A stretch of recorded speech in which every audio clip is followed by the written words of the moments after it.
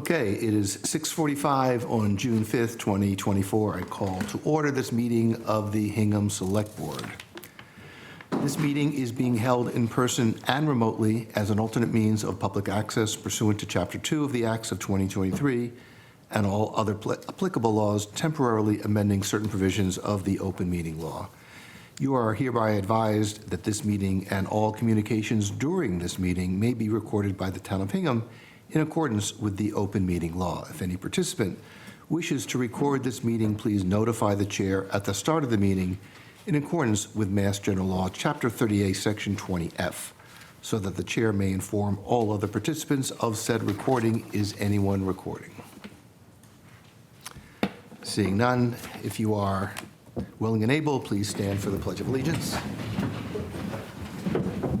I pledge allegiance to the flag of the United States of America and to the republic for which it stands, one nation, under God, indivisible, with liberty and justice for all. Next on our agenda is approval of minutes, and I note that we have two, May 21st and June 3rd. Liz, are you ready to proceed? I am. And Bill? I am. I am. Then I will take a motion. I make a motion to approve the minutes dated May 21st, 2024. Second.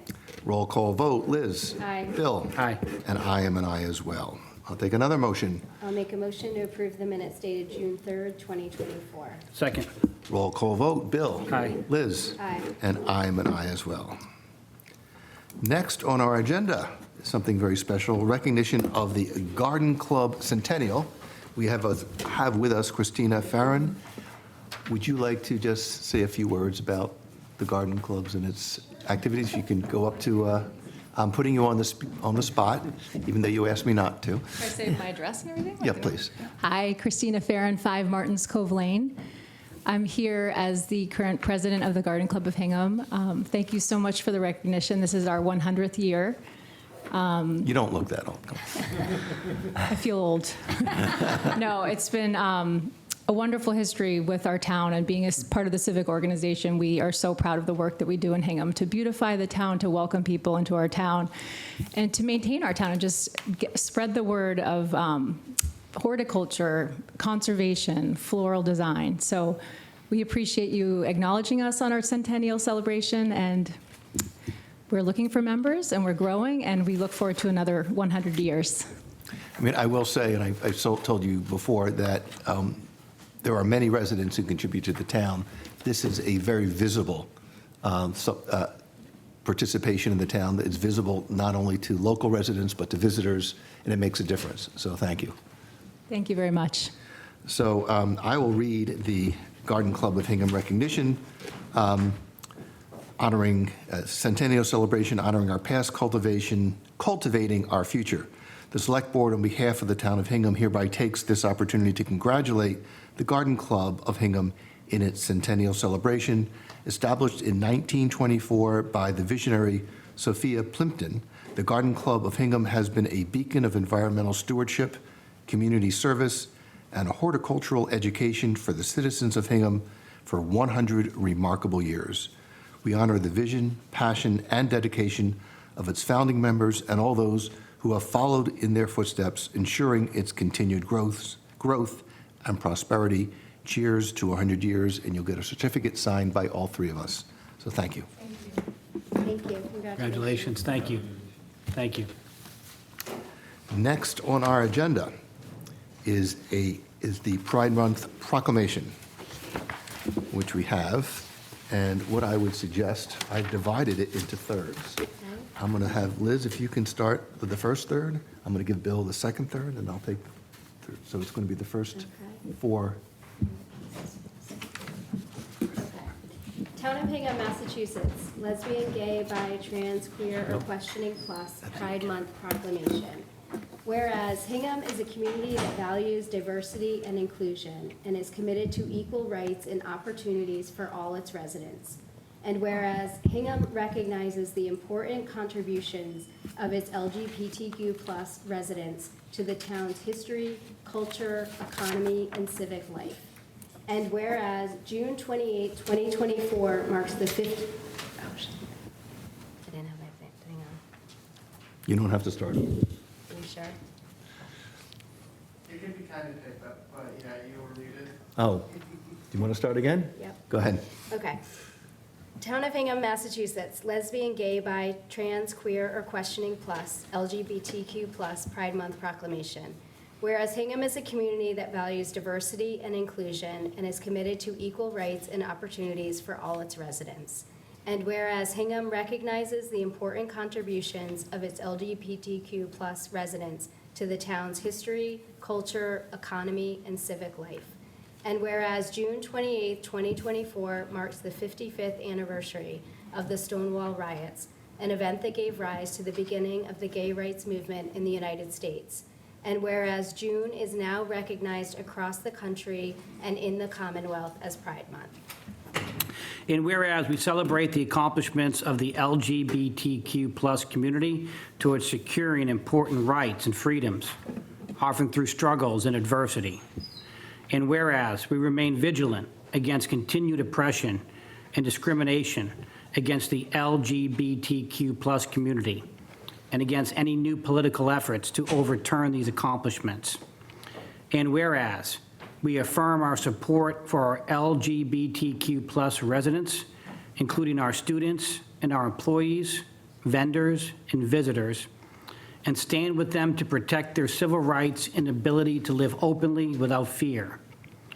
And whereas we congratulate the members of the Hingham Pride Project for their efforts to increase LGBTQ plus visibility and to support LGBTQ plus citizens, particularly our LGBTQ plus youth, through the distribution of thousands of pride flags to individuals, families, and organizations throughout Hingham. And whereas we acknowledge the important efforts of the Hingham School Committee, the school department leadership, teachers, and staff to support our LGBTQ plus students and to help all students meet core educational competencies that prioritize social emotional learning, health and safety, and respect for others.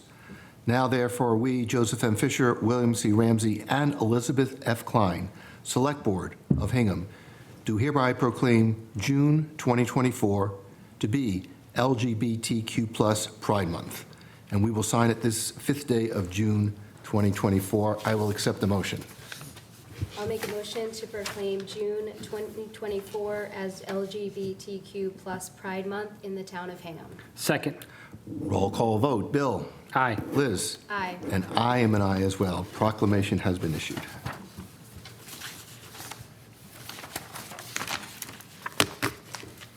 Next on our agenda is the Juneteenth proclamation. And I'm going to ask Bill, if you could read the first two paragraphs. First two. And Liz, I'm going to give you the lion's share here.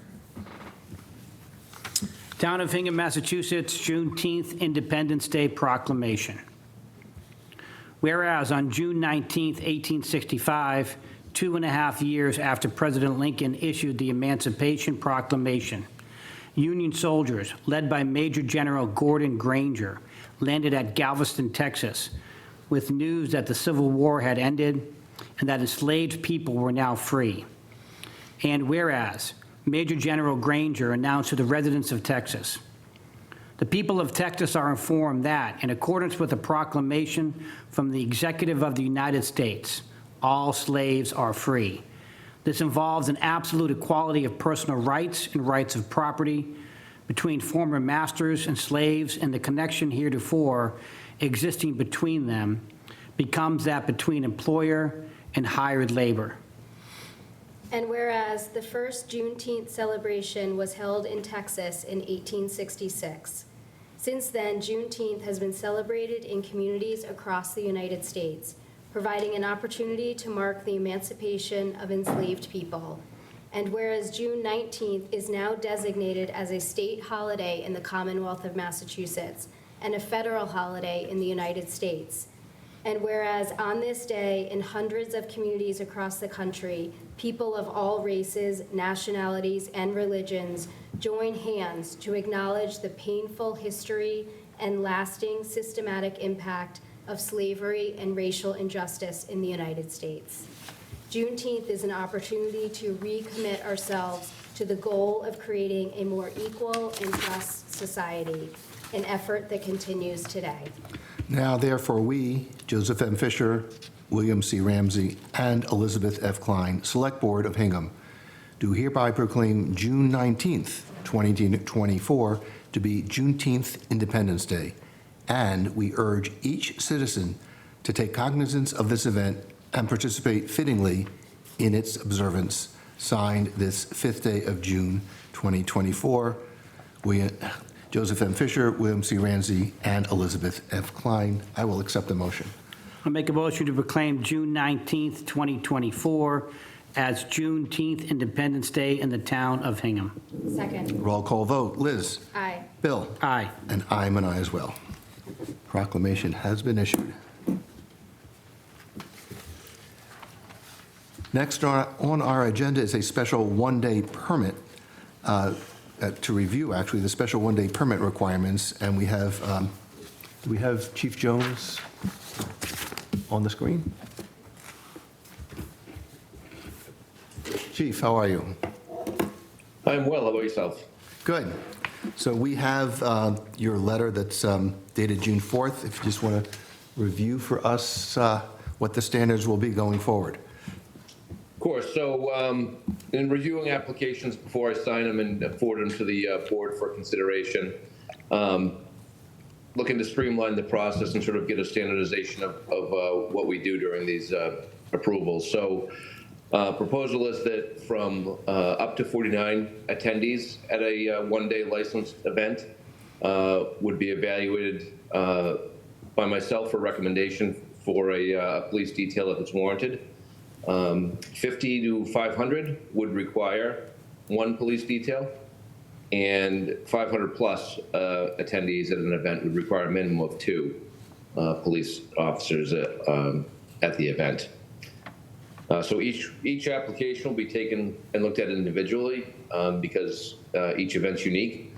But the main focus of the officer when he arrives, checking with the point of contacts, find out where they should be stationed, whether it's for traffic at the beginning of the event and then moving, to the service area, for example, during the event. But that'll be up to the officer, individual officer, when they're on the details there. And so, Tom, am I correct that each applicant will have this information so they'll know what to expect? That's right. And this will be part of the application process that they will sign off acknowledging that this is... That's right. Because this threshold is Yep. it crosses both of our Right. levels of responsibility. This is the standard, and that's what everybody will be getting. Great. Bill, any questions? A couple, Chief, thanks very much for doing this. I think it looks good to me. I think it's good to set out the expectation to the applicant in advance. A couple questions I just want to ask you about. So when it is 500 plus, I know it was the minimum of 2, which I like that requirement. Will it go back to you? Like, I think one of the issues where this came up was we had an event where they anticipated 1,500 to 2,000 applicants. So you would review those individually and add more, I assume, if needed. Correct. And when I forward the application to your office, I'll include how many I'm going to recommend that you require for the one-day permit. Okay. And this is for alcohol licenses only, correct? Like if the PTO is doing, I don't know, the Foster Fun Day, and there's going to be 500 people there, this requirement necessarily wouldn't come in unless you had the authority to say, yeah, we still need somebody there, or... Yes, that's correct. Yeah, okay. And I guess the last point is, I'm comfortable with all of this. I just want to make sure that you have waiver authority so that you're not bound by this. So if applicant comes in and there's an event where, you or Jeff or, one of the deputies say, well, we really don't need this here. I just want to make sure, you have the ability to say, yeah, I'm using my discretion to say the details waived, or we're only going to go to 1 where the memorandum says 2. Absolutely. I did put that in there that be evaluated individually and that modifications to the above may be recommended to the board. Great. Thank you, Chief. Appreciate the work on this. Can I just make one suggestion on that point? At the end of that sentence, can we say may be recommended by the chief? Sure, yeah, I mean, I just want to make sure So there's total. we have him authority, give him the authority to waive it if he deems, Yep. if his discretion would call for it. Okay, yeah. Liz? Thank you. Thank you, Chief, for putting this together. I guess my only questions, in addition to just what Bill was discussing, do you think we should specify if the police detail is required for parking versus monitoring the area where alcohol is being served? I think that in any detail that the officer would be required to be monitoring the area where the alcohol is being served to make sure that alcohol isn't leaving that event and that it's not being taken out into public spaces. They may also be responsible for initially setting up, parking and assisting people crossing the street, et cetera. But in any detail, they'd be required to make sure that the alcohol stays in the specified area. Okay. And do we have a similar standard for events without liquor licenses? We don't. The bandstand is the only one I can think of that has a standardized requirement for police details. Okay. So I guess Liz's follow-up question is, should we have such a Yeah. policy? We could. For spaces that's going to be not rented out, but allowed usage by the town, we could look at requiring details. But the town doesn't permit every gathering in town, so it might be difficult to sort of manage that. Right. I was just thinking about the red carpet event that we just had at the bathing beach, and that there was significant, I think 5 police There was 5, officers yes. there. Yeah, which was great and helped with traffic and safety. Obviously, there was no alcohol. So just something to think about, I think, is again, just to set those expectations, Yep. what the requirements are for events without alcohol. But this looks good to me. Thank you again for putting it together. No other questions? So as part of your review, do you look at the layout of the event to make sure that, I'm just thinking, for example, if there's an event involving alcohol around the gazebo or involving the snack shack, that there are appropriate boundaries so that liquor will not be taken off the premises. So this is not a question of monitoring. It may be in addition a question of monitoring, but also a setup to make sure that there's some sort of demarcation so people know where the boundary is. Yes, so they're required to submit a plan with these guidelines, which would outline where the service area is Right. going to be and, sort of where the restriction is going to be on where people can go. So the bandstand, for example, they have fenced-in areas that they'll use down there. That event coming up, we have that set up where they're going to have a contained area where the service is going to be. Like you had mentioned at the boathouse down there, we've had events there, and we've been able to coordinate to keep the alcohol service area at on the balcony and close to the building there. But that'll be part of the review for each applicant. Yeah, I mean, I will say I've been to some of the events, and I think what's been done has been very effective, so thank you. Any member of the public have any comments or questions about this item? Seeing none. Thank you, Chief. We can move now Thank you. to consider approval of the application for a common victualler license submitted by Crow Point Pizza, 191 Lincoln Street, Hingham. And who's here for that? Please come up to the podium.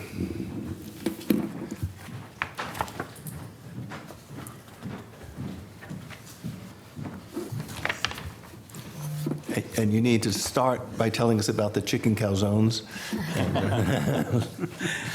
My name is Amish Bhatt, and we recently took over the Crow Point Pizzeria from, just 2 weeks before.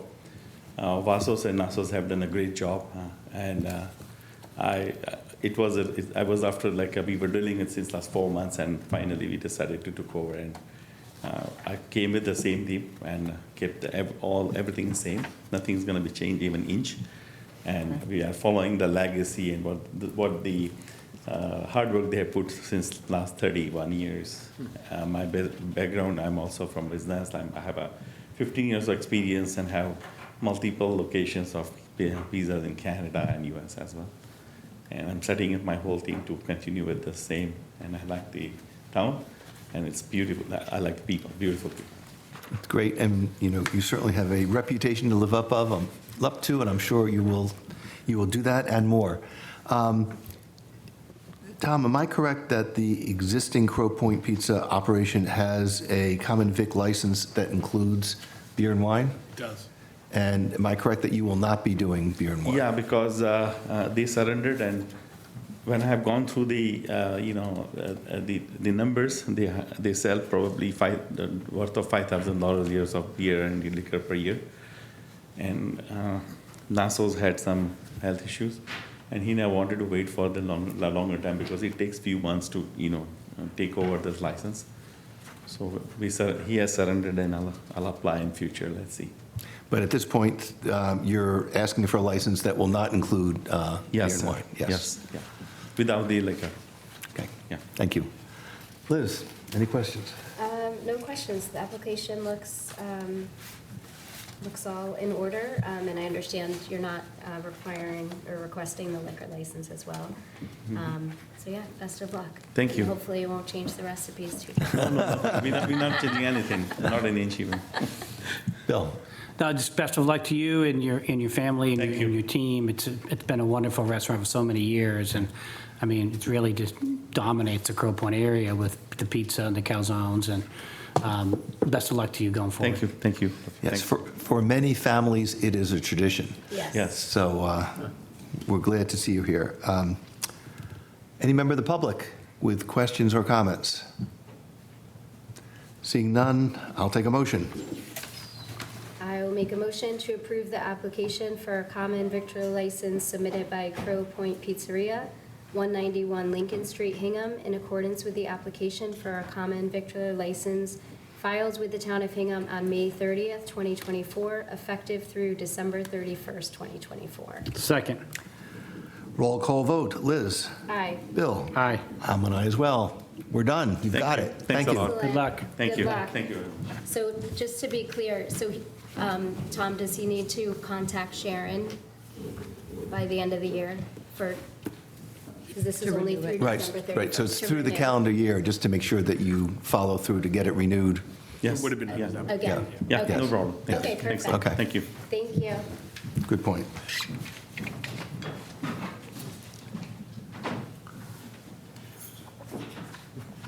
Next item on our agenda is to consider approval of the application for a common victualler license submitted by Cafe Services at Talbot's, 175 Beale Street, Hingham.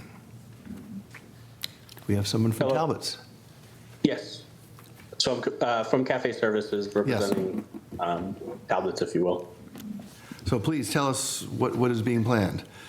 So we're taking over for Corporate Chefs, which is essentially a grab-and-go program. We're reopening the cafeteria there to offer, hot, cold deli items, grill items, and entree items.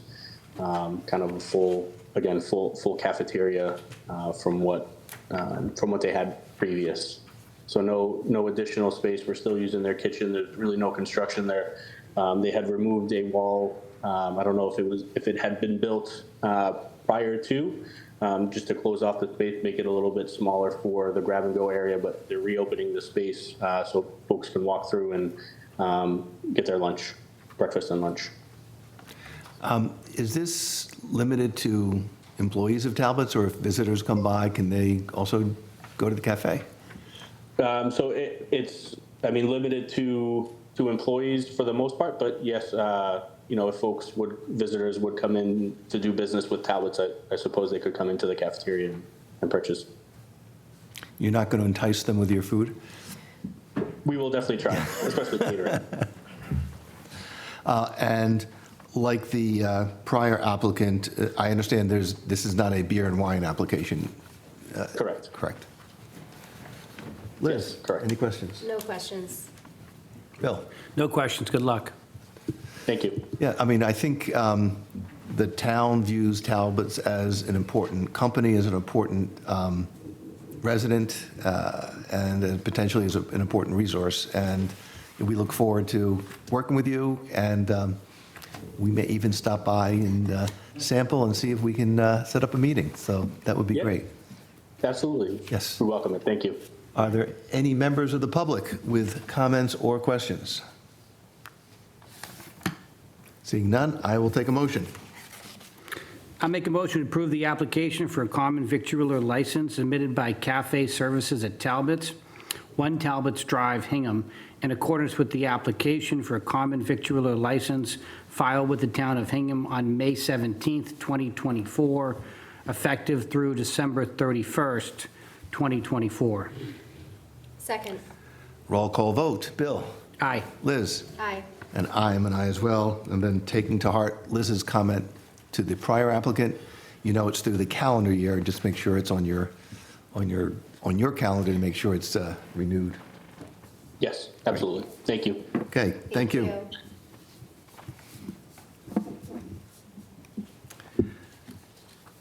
Boy, all these food items.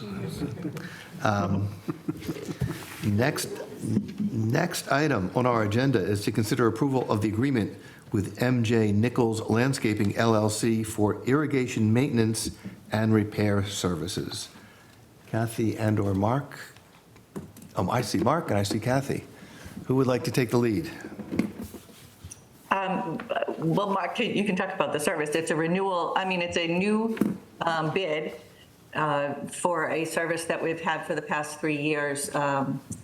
And MJ Nichols was the previous contractor also. And so I think we're very happy that they came in low and that they're going to have the contract for the next 3 years. Mark, you're satisfied? You're muted. We're losing you, Mark. We can't hear you.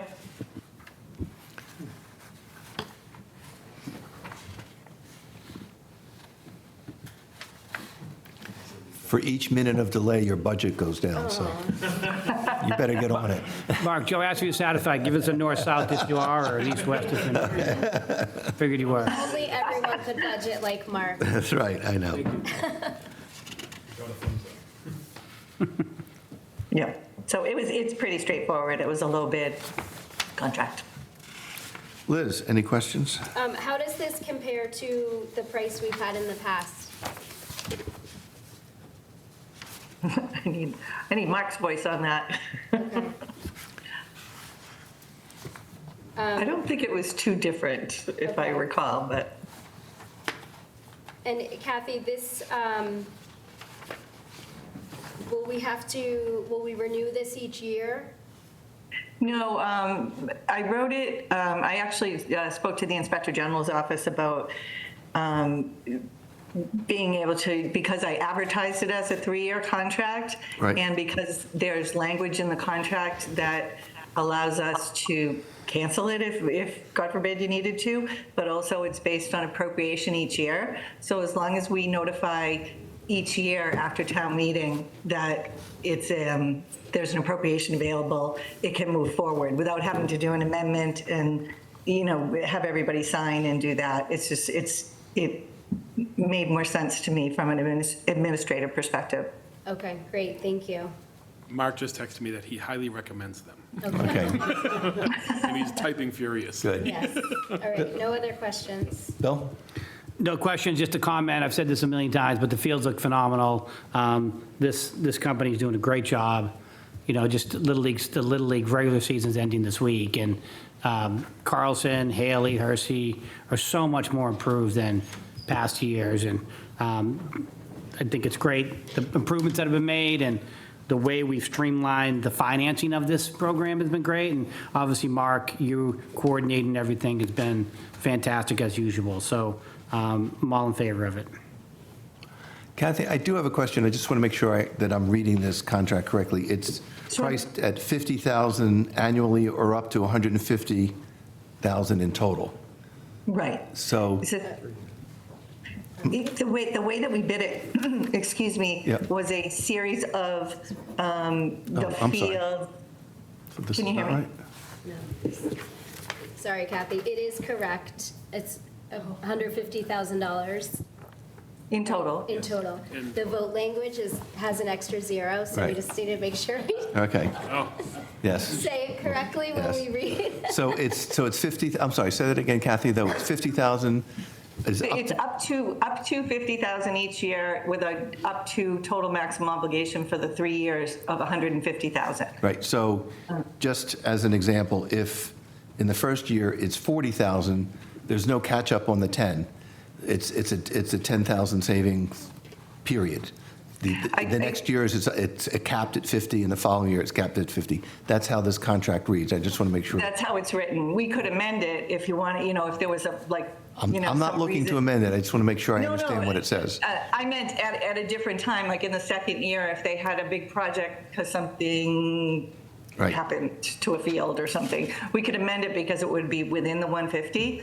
I also think because we bid it, kind of a laundry list of the fields, how many times a year, like each kind of application that they were going to do. And we multiplied it across the season. Right. So that's why we said up to, because there were some services that may or may not be Sure. needed, fertilizing or whatever, the different things. So he needed some flexibility in that. So we really we are awarding on the rates. Yep. And, we had kind of a sample total that we compared the low bid to be able to determine low bidder. But it gives Mark flexibility to use it as he needs it. And I would just echo Bill's comments. I mean, the visible difference this makes to the town and to the use by our residents is great. So thank you. Great. Any comments by members of the public?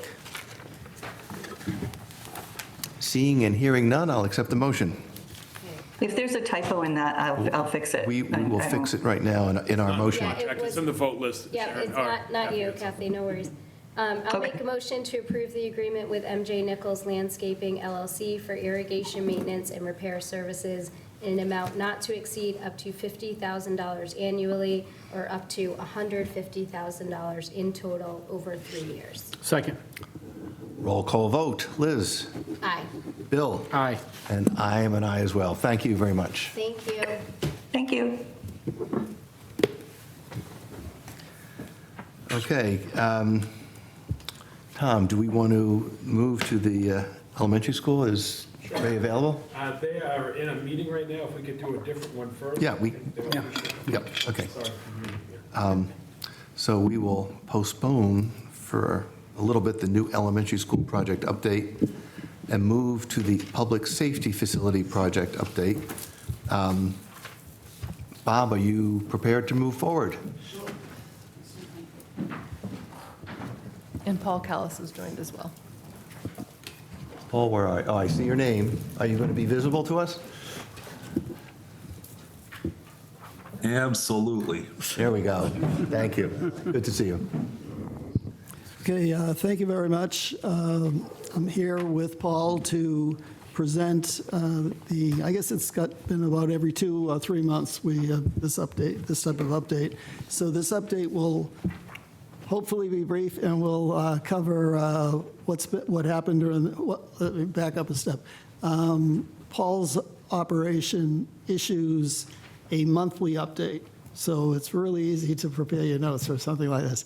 So I asked Paul to send you folks highlights of the likely areas that you'd be asking about today. So I believe you have that already. Yes. Paul will be ready to talk about the budgetary issues as they are, and he will also be able to narrate a brief drone show of the site.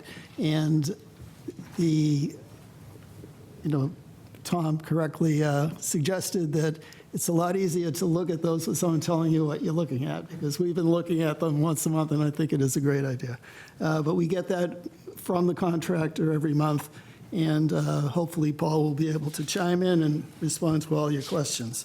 So if I can let me give you a quick overview of what the progress of construction is, and I'll try to point out any particular items that have been going on. So first, I'd like to just talk about the key items in the project that occurred during the month of May, and then I'll tell you what's been going on in June and what we expect to be completed in June. We commenced the work on the garage, which previously we've primarily been doing site work, and we've been building the new building, but not the garage. Now we got everything in place so that we could start actually constructing the garage. So during the month of May, we started work on the foundations for the garage, all the structural beams, and the slab for the garage. On the main building, we also proceeded to continue along with the plan for constructing the main building. There's been a lot of activity out there in May, and there's a lot of activity out there now. Everything seems to be going pretty smoothly and professionally. In the main building, a lot of CMU, those concrete block walls are being built as we speak. I think we've already done about 75% of them, and Paul might have that number a little bit better. We've installed the roofing, which is always a big factor, and this is in the month of May. We finished all the underground electrical and telephone lines and conduits that will be required on the project. We have completed the frame, well, we worked on the framing, insulation, and sheathing of all the perimeter walls, and the concrete slab in the main building on floor number 1 was poured and installed. Now, in the month of June, these are the items that are underway and are expected to be completed in the month of June. The interior CMU block walls will continue to be built and should be completed in the month of June. The 3 steel staircases that have to be built are being built as we speak, and in 3 different locations, and those should be all installed by the end of June. The waterproofing of the entire building facade should be completed by the end of the month of June. MEP installation, mechanical, electrical, and plumbing installations throughout the project will continue to be installed. The concrete slab in the apparatus bay, which has been delayed for a while, will be poured. We're hoping it might get poured tomorrow, but that's been a real burr on our saddle for a couple of weeks now. The formwork and pouring of concrete beams and slabs will also proceed in June. So I'd like to turn it over to Paul. Paul, if you could briefly discuss the progress and the budgetary update information you have, and if you have the drone available, if you can make sure you narrate it so we're all paying attention and staying awake. Will do. Can folks hear me? Yes. Okay. Since these pictures happen to be shown right now on your screen, these are some of the items that Bob had just spoke of in his summary of the work that's just been taking place. On the top left is the sheathing that's going on, the metal framing on the exterior walls being installed. On the right, you can see interior framing being constructed. So if you're looking from the outside looking in on that left-hand shot, you'd be looking probably at the, somebody that's in the inside on the right hand, top right, could be almost looking out at you if you were in that cherry picker there. So that's kind of like where the location of this is. The bottom left those are the temporary shoring for what's called a Perry system, and the Perry system is the formwork that supports the cast-in-place slabs and structural beams. That is the parking garage. So this would be on the very ground level of the parking garage, and is where this shot is. And and that, all of that metal framing that's on the top of that shoring there is the formwork for the slab. It's going to be very heavily reinforced, you know, obviously to be able to withstand the weight of vehicles. And the picture that's on the right is some of the metal framing for interior walls in the building. So things are moving along very well. The quality of construction by Colantonio is very good. And we're, you know, overall and generally very pleased with the work that they're doing on this. So with that, just if we could scroll down, Michelle, to I think what will be your last page on this report. This is the budget summary, and we have the money, we believe, to be able to construct this building as it is. We are concerned about furniture and fixtures that we had depleted that budget in order to cover, you know, the budget shortfall and so forth.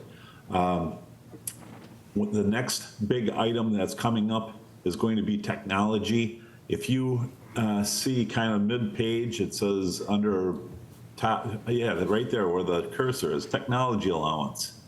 We depleted that a little bit because of the bid overages on construction, but we still have $550,000. And in the next couple of weeks, there will be a proposal in front of you for spending money against that allowance for networking switches for the building. And it's well within that $550,000 budget. And so, which is good. If there's any technology money that's left over at the end of that purchase, you know, that could very well be something that will help out the furniture coming up. So, but this is all in that packet that we had sent to you. And if you have any questions, by all means. And if there aren't, then we would like to, we have a construction drone video. We get this from Colantonio. This is their record of the project that they do every month. And the video that is shown is about 4 or 5 minutes long. So I will narrate and talk about a bunch of it, but at some point we could probably, you know, not look at it anymore because it's kind of redundant. So this is a month ago. This is, if you were to go to the building now, you would see that whole entire roof completely clad. The area over at the right is where the parking garage is. You know, it's kind of an interesting video to see today when you go to the site and look at what the actual progress has been since this video was taken at the very end of April. We're getting another video next week. Unfortunately, it wasn't in time for this meeting, but all of that rooftop has roofing on it, and as this thing scrolls up just a little bit, you'll see where the parking garage is going to be located, and that is all formed up with that Perry system formwork, and you know, and that's the garage right there. So you just see the columns, but that's looks quite different. And you know, here's another shot from the same angle.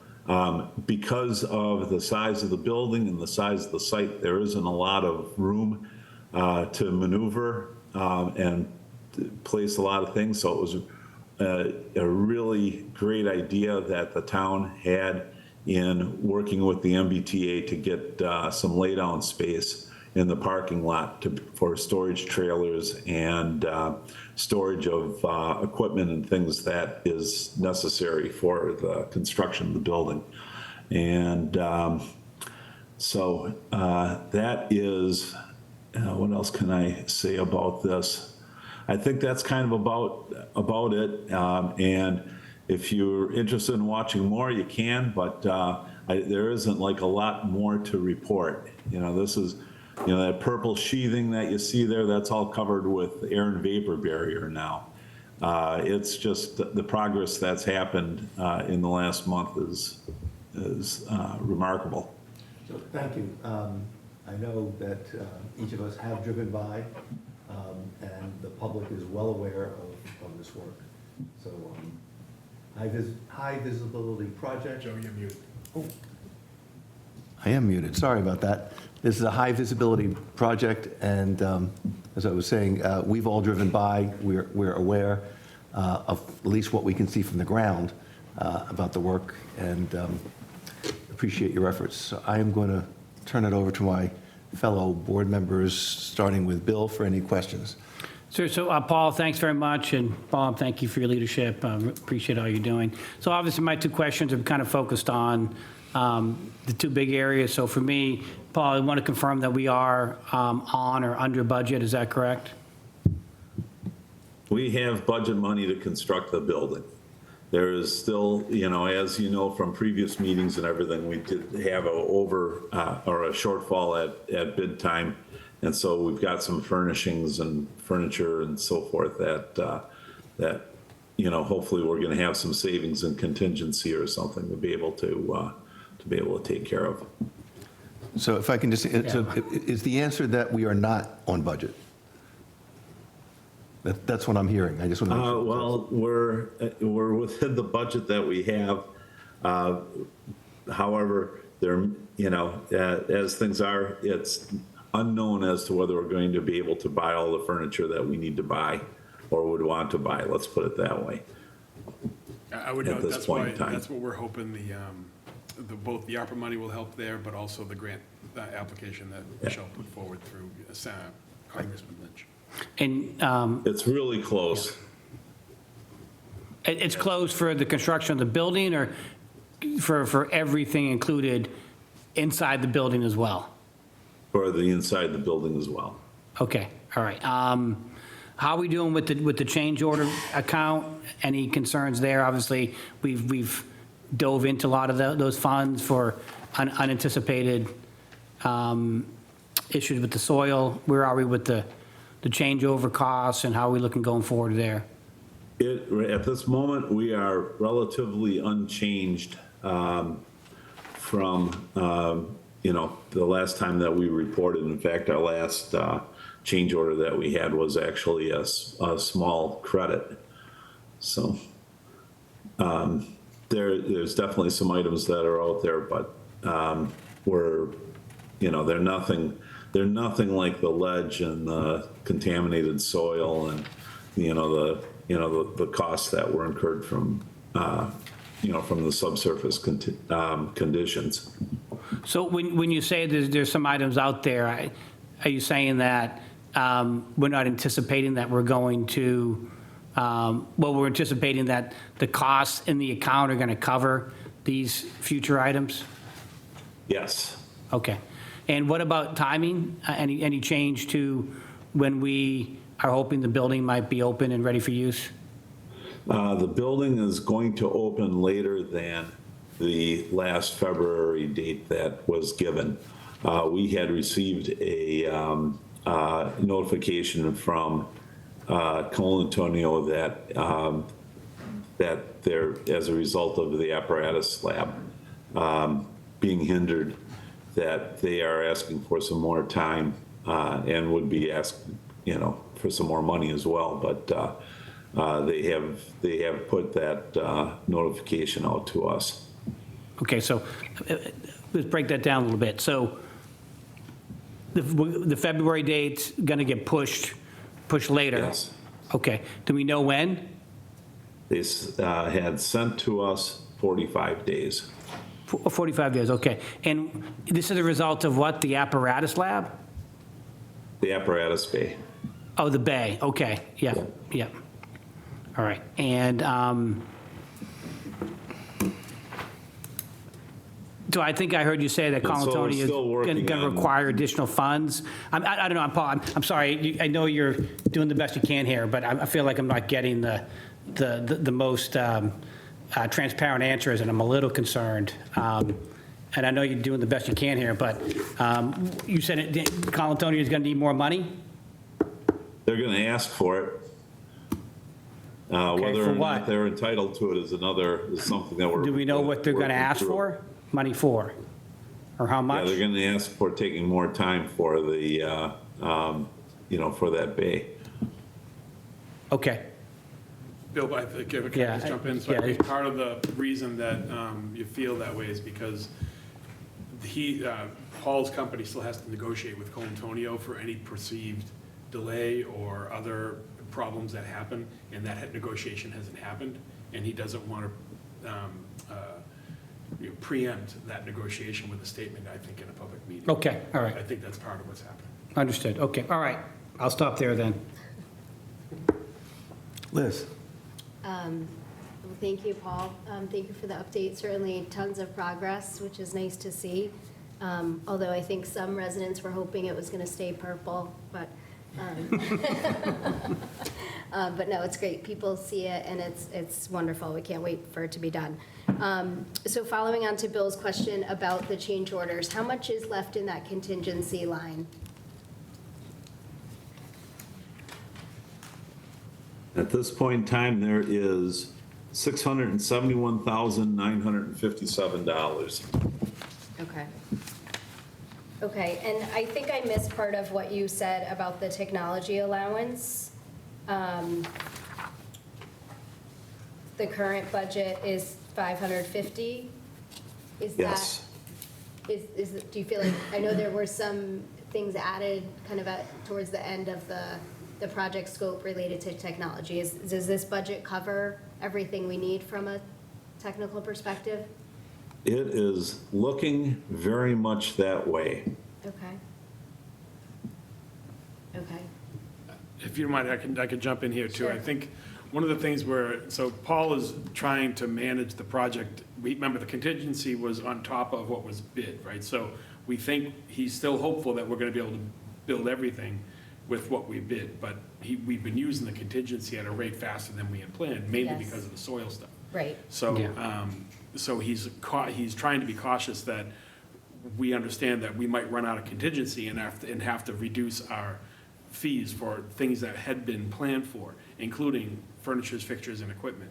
And I think one of the things that I've said is there's a decent chance we're gonna need to backfill some of like the furniture items with ongoing capital during the course of like a 2 or 3 year window. Sure. The building will be completed, operational, everybody in it, but they might be in their old chairs. They might be at an old desk.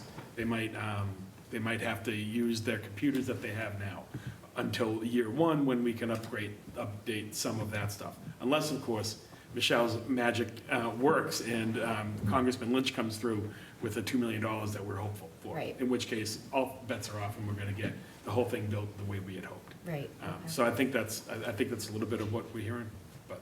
Okay, thank you for that. Okay.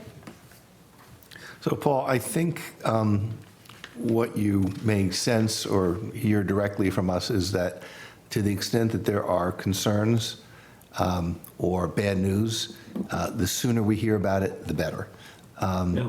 And, I mean, our goal is to make sure that this project is completed on budget. And if there are budgetary issues, we'd like to know in advance so that we can plan, so we can do the kinds of things that Michelle's doing, and perhaps other things. But we do need, we do need the transparency, and I do appreciate that we do not want to adversely affect ongoing negotiations.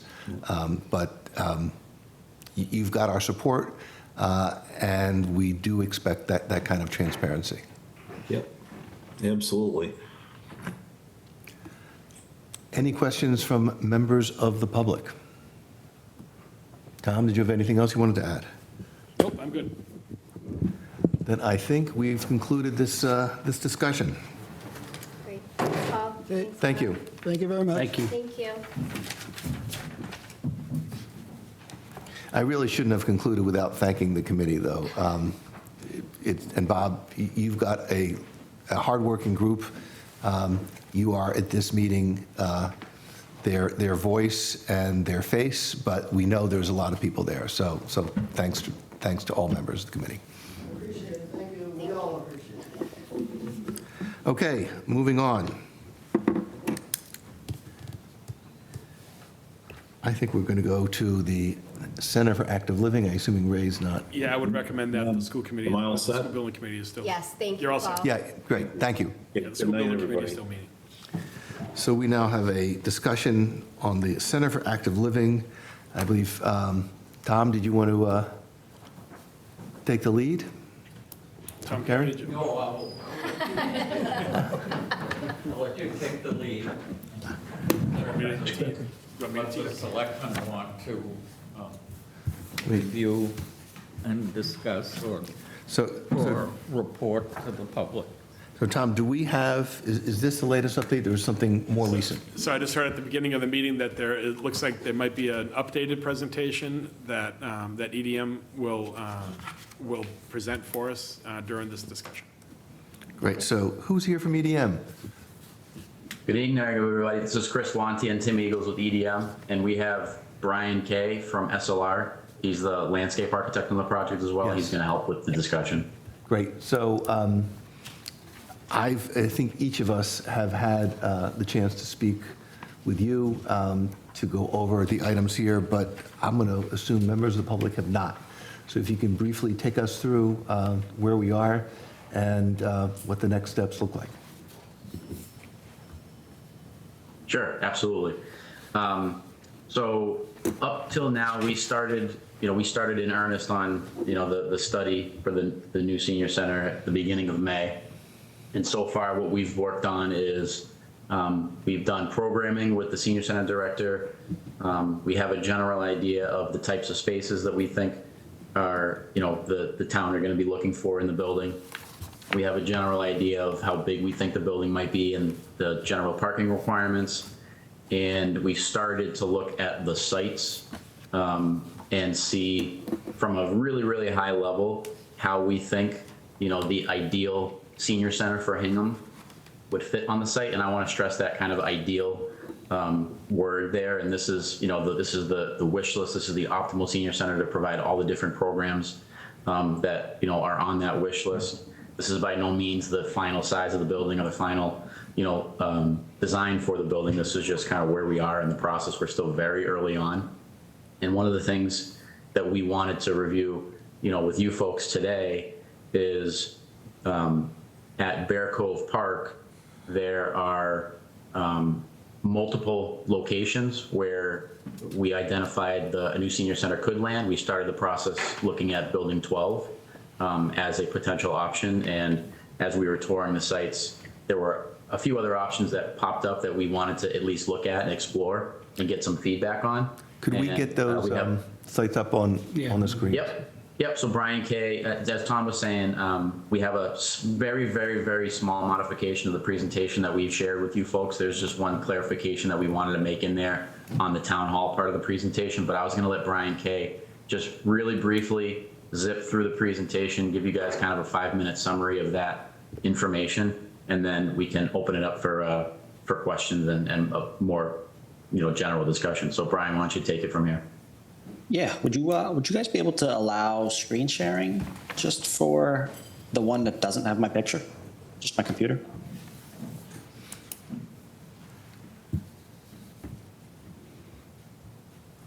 See if that works now.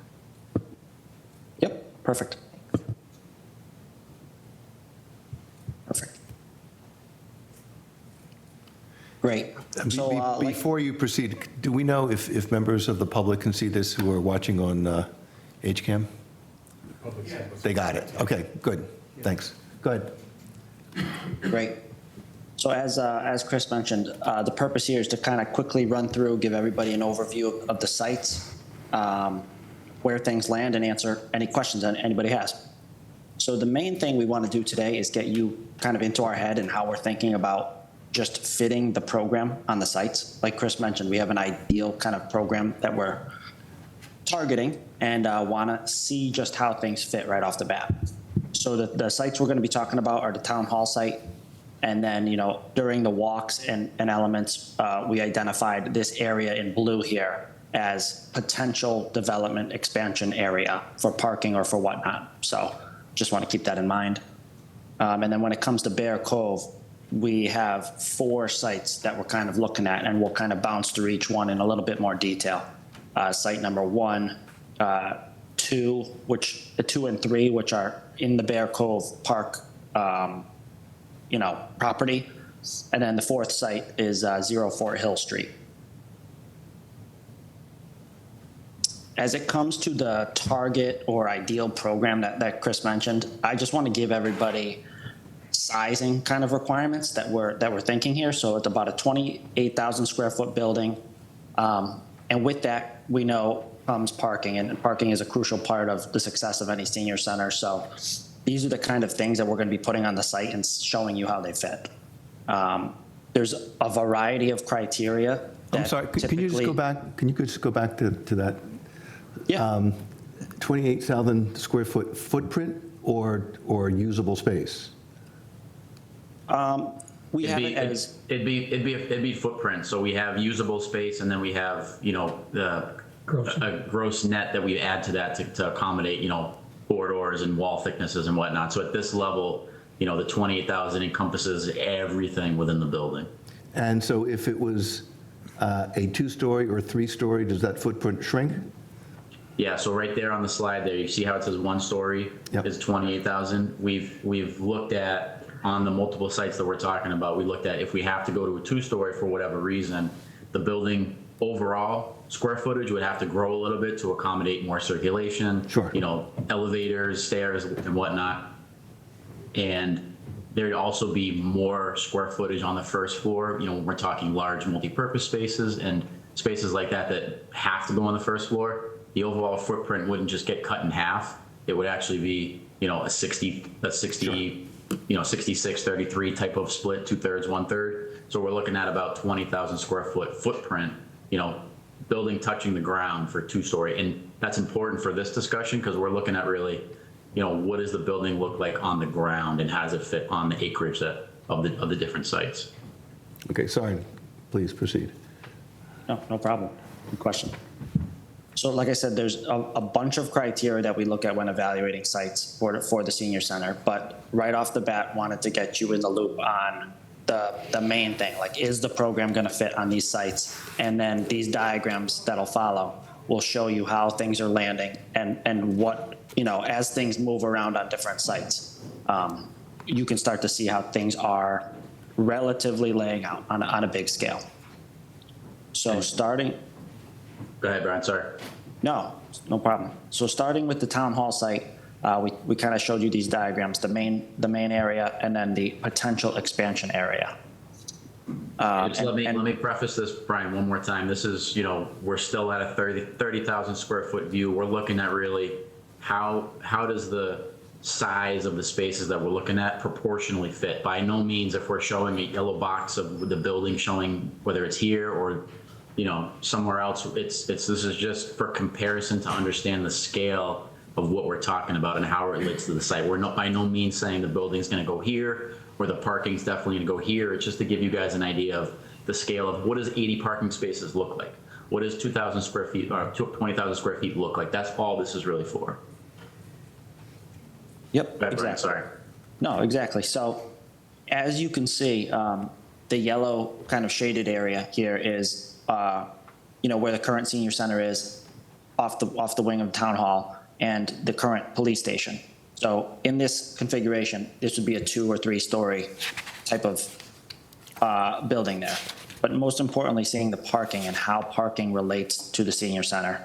We're kind of showing additional parking in the loop that exists. We're maybe making the, smaller lot right out front a little bit more efficient. But as Chris mentioned, some of the parking spaces and layouts that you see down below, I'm just going to click one side further. We just want to quantify how many spaces are we actually getting here. Are we getting to the 185 to 200 spaces that we're targeting for the senior center? And to dive into a little bit more detail on what that building looks like here, that'd be what 28,000 square foot looks like here of programmable space for the senior center. That's the current senior center footprint and then 3 levels of building on the yellow area. So again, not saying this is a landing place, but this is what this would entail here. And I'll run through the Bear Cove sites now, unless you want to stop. No, please proceed. Yep.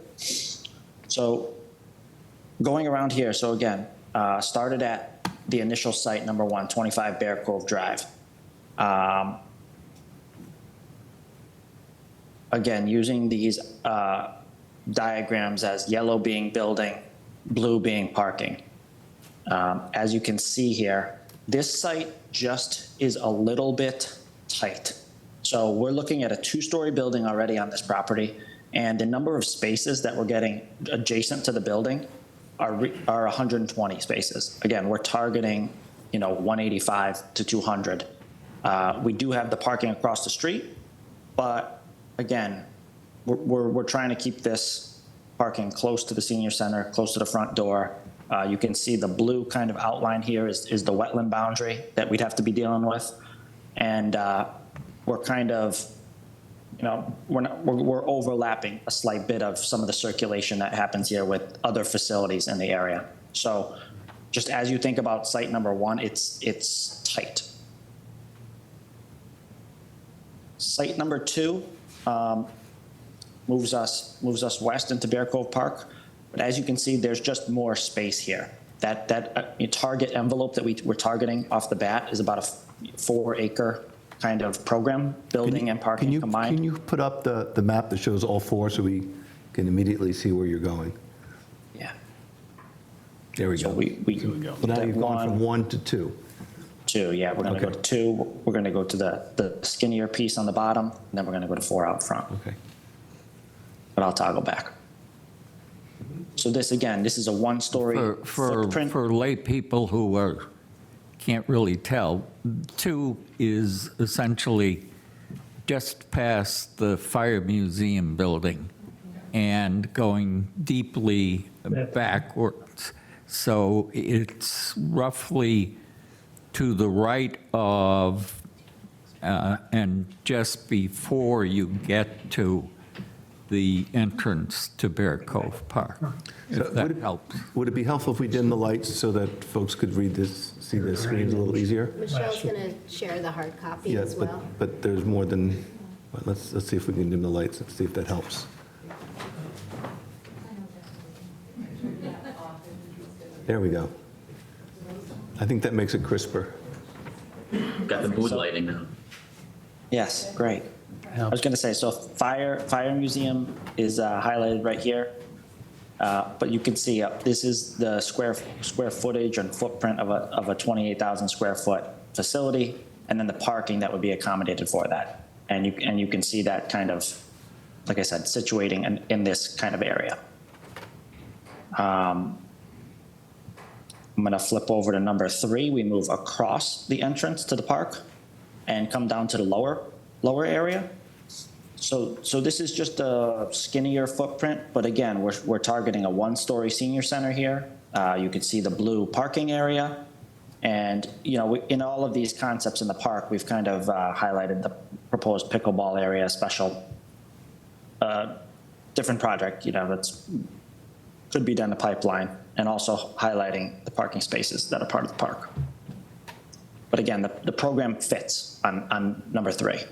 But Brian, just make sure you point out that Site 3 the parking does land on that building that is kind of in the corner of that blue box there. That's the easternmost building of the 2 there.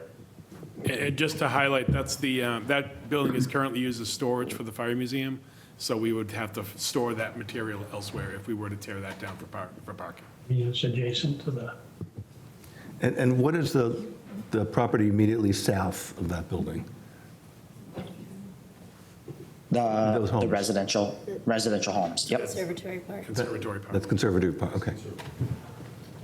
Got it. The final site, 04 Hill Street. This one has, the bus depot out in the front. But again, we're trying to show what a 2-story senior center looks like. in this scenario, showing 160 parking spaces. But you can see the property lines that are just kind of what make up this parcel are just really tough to fit everything we need without really impacting some of these surrounding areas. You know, in this scenario, we could be talking about losing a baseball field. The thought there in relocating the baseball field is that you can start to share parking with the major lot a little bit more directly connected, right? So if this senior center was here, you have direct access to parking over here. You have direct parking that would be new, and you don't really affect the entrance or anything to the bus depot. But again, if people have further questions or comments about this site, we can get into it. But again, a different kind of layout than a couple of the other options that we have in Bear Cove Park. This is just a more overall view as we kind of talk and you guys think about things or want to bounce back and forth. Again, just highlighting the different pieces and the acreage that go along with each of them. But, you know, I believe we're looking to target one of these sites and kind of get your feedback on where things land. Can I ask a question? Excuse me, we're actually going to keep going up here, and then we'll turn it over to you. Anything else in the presentation? Nope, that was it. I think we're good on our end, so we're open for discussion at this point. Let me ask, I've got my own thoughts, but what would you like to get out of this discussion? So the idea right now, I think, on Bear Cove sites, we were originally contracted to look at the Building 12 parcel. Number one. Number one, yep. And like I said in the beginning, we were given the option during the walkthrough to, if there are any other sites that catch our eye as we're walking through, you know, as the design professional, you know, we should definitely take a quick look at it and, you know, have a discussion with the town about, are they feasible? Is it a good idea? You know, all that stuff. So we're kind of at the point now where we would like to have a little bit of a discussion on the Bear Cove sites and try to hone in on one of them if possible. If there's, you know, appetite from the select board to look at a couple of options, we're more than happy to do that. But I think for expediency and just keeping the project moving along, it would be best case scenario for the design team if after this meeting, we could land on one site to continue to study and move forward in comparison to the town hall. We're always going to study the town hall. We're going to continue to study the town hall. There's a lot more work that needs to happen over there. But the Bear Cove site that we're looking at, we'd like to hone in on one site today, if possible. Yeah, so in fact, I believe the charge from the select board was to look at site number one, but not limited to that, just to make sure that we had options. Because we did not want to go in with the preconceived notion that that was the best site. And so I'm really glad that you expanded and you looked beyond site number one. And so in addition to one, you've got 2, 3, and 4. My assessment of your assessment of one is that tight might not be the right word. It doesn't look like it works. Does not fit the program, correct. Yeah. That's the correct assessment. And so... Does it not fit the program, if I may? Yeah, please. Does it not fit the program primarily because there's not enough space for parking? Or does it not fit the program because it would not accommodate a building of the size we're thinking about? So the building, so Brian, can you flip back to the number one site? So the yellow box there, there's kind of a two-part answer to that question, Tom. Ideally, you know, in a perfect world, as a senior center design team, we would advocate for a single-story facility just for, you know, ease of access, accessibility, universal design. It's just a whole heck of a lot easier for the senior community to use a single-story building. In the event that we need to put a two-story building on a site, we absolutely can, and there's ways to design it so that it's successful. But in this scenario, you know, if we have options on this site where we can design a single-story versus a two-story, we would advocate for the two-story or for the single-story. On this site particularly, we have to fit a two-story building, which, like I said, is okay. That's fine. We can make that work. But we're not meeting the parking requirements based on what the program and our experience tells us. If we have 30 spaces to the north 90 spaces to the south. It's not a great setup for parking, splitting the parking into multiple locations. I know we have the parking across the hall or across the road that we could share, but having seniors cross the street is not great either. And again, this is just super high level. We haven't gone into too much detail, but we're also even moving the drive for the light plant to even fit that many parking spaces. So we've expanded more than we think we probably should to show this many parking spaces. So that's kind of, all the reasons why we're looking at this thinking it'd be really difficult to make this one work. We're just talking ideal scenario. We'll make any site, and make it work the best we can. But for the ideal scenario, this one doesn't quite meet what we would look for. Understood. And in addition to the numbers of spots and the size, is there anything about the topography of this site in terms of like the slope?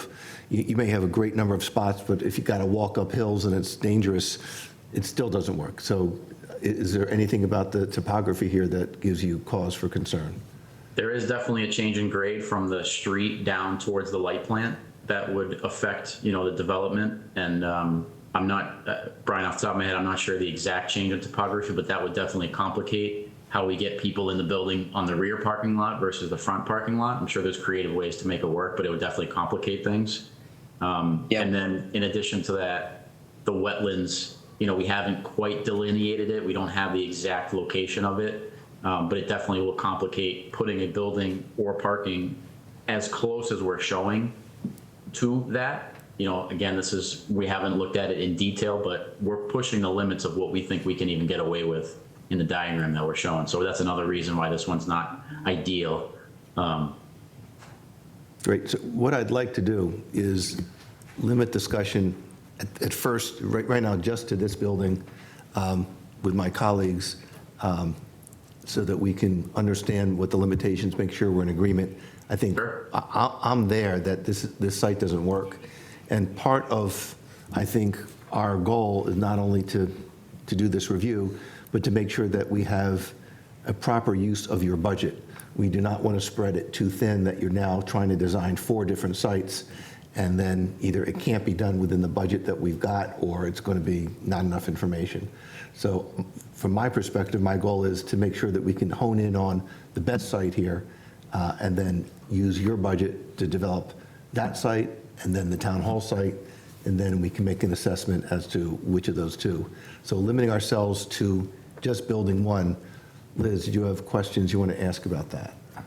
Well, I appreciate you bringing this forward to us and so early in the process as we requested, so thank you. Obviously, this was the original site,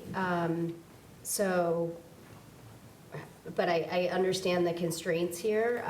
I guess I don't really have any questions. I see the concerns. I agree with you, a 1-story would be ideal. 1 parking lot would be ideal. The proximity to the wetlands is concerning to me, just kind of at first glance. So I certainly understand the concerns and constraints with this. Bill? Yeah, I'm convinced that this site isn't going to be appropriate for what we're visioning in terms of our center. So I'm glad we looked at multiple sites. Ready to move on to 2 and 3 when you're ready. Tom, did you want to add anything on this? Yeah, I completely agree. There's also some additional, the reality of putting a senior center adjacent to 2 industrial municipal sites, municipal workplaces like the HMLP plant and the Public Works Department will also probably be difficult and awkward. So I agree completely. Dangerous. Any member of the public questions about just this site, site number 1? Then we will move on. Can I just ask a question, Tom? Has the building committee had a chance to discuss this, or is this the first time everybody's seen it? You're ahead of us. Okay. We spent. We are never ahead of you, Tom. Senior center. We are never ahead of you. The senior center had a whole day of working with people to get their thoughts and ideas. So we're working, both at once. Program, what's needed, what do people want, what is it we're building. The architects had to confer with us on this as a committee this coming week. Okay. And we're going to be meeting with them again later and working with them in the meantime. Okay. Great, thank you. Moving to site number 2. You can put that up on the screen. First, just the map that has all 4. So, so this site is further into the park. Yep. Just as a preliminary matter, are there permitting, regulatory issues that we need to consider for site number 2? So this, I can answer that. This site is within the park proper and subject to the National Park Service's jurisdiction. We've, Real Estate Council, Susan Murphy and I have met preliminarily some time ago with the National Park Service local representative, who told us that they, from their perspective, well, they have permitted senior centers in parks to, or base to parks programs, properties just like ours in the past by categorizing them as recreational use. So she didn't anticipate this being a problem, but like she caveated, without any detail, she needed to see the detail first. Susan Murphy and I have got a scheduled meeting with the National Park Service rep next Tuesday, so we'll have a bit more definitive answer from her, hopefully, but neither of us expect that to change. She was not worried in that initial call with senior center being considered as a recreation. So just so I'm clear, that our control over the use of this is not necessarily in our hands. We will need permission of the federal government. That's right, for lots 2 and 3. Correct. So I think regardless of what we discuss here, we're going to need to get that firmed up, because we're not going to want to spend a lot of money and then learn that this is just off the table for reasons out of our control. Tom, correct me if I'm wrong, but wasn't that the same requirement for Site 1? No, one was No. was outside of the park proper. Gotcha. Okay, thank you. Which means effectively, we've got to meet all of the town of Hingham's rules and regulations and building requirements. We have to meet all state requirements, but we would not have the added issue of having to deal with whatever federal regulations might be in effect. Right. My guess is that the only thing that would potentially get dicey is the amount of the park space that you're paving over. From what Tom and Susan have learned, it seems to me that the federal regulation is unlikely to actually interfere in any way with building what we would want to build. Yeah, I mean, that's great. I mean, from my preliminary assessment of Site 2, it looks desirable, and I think we'd want to nail down the availability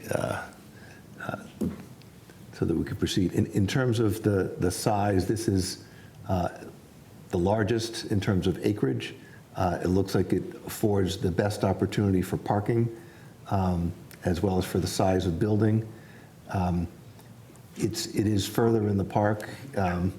I just want to make sure that it doesn't create any issues, not any issues, but issues that we can anticipate and hopefully address in terms of access to the building, the roadway, safety concerns, things like that, so that folks feel comfortable accessing the building as well as using the building.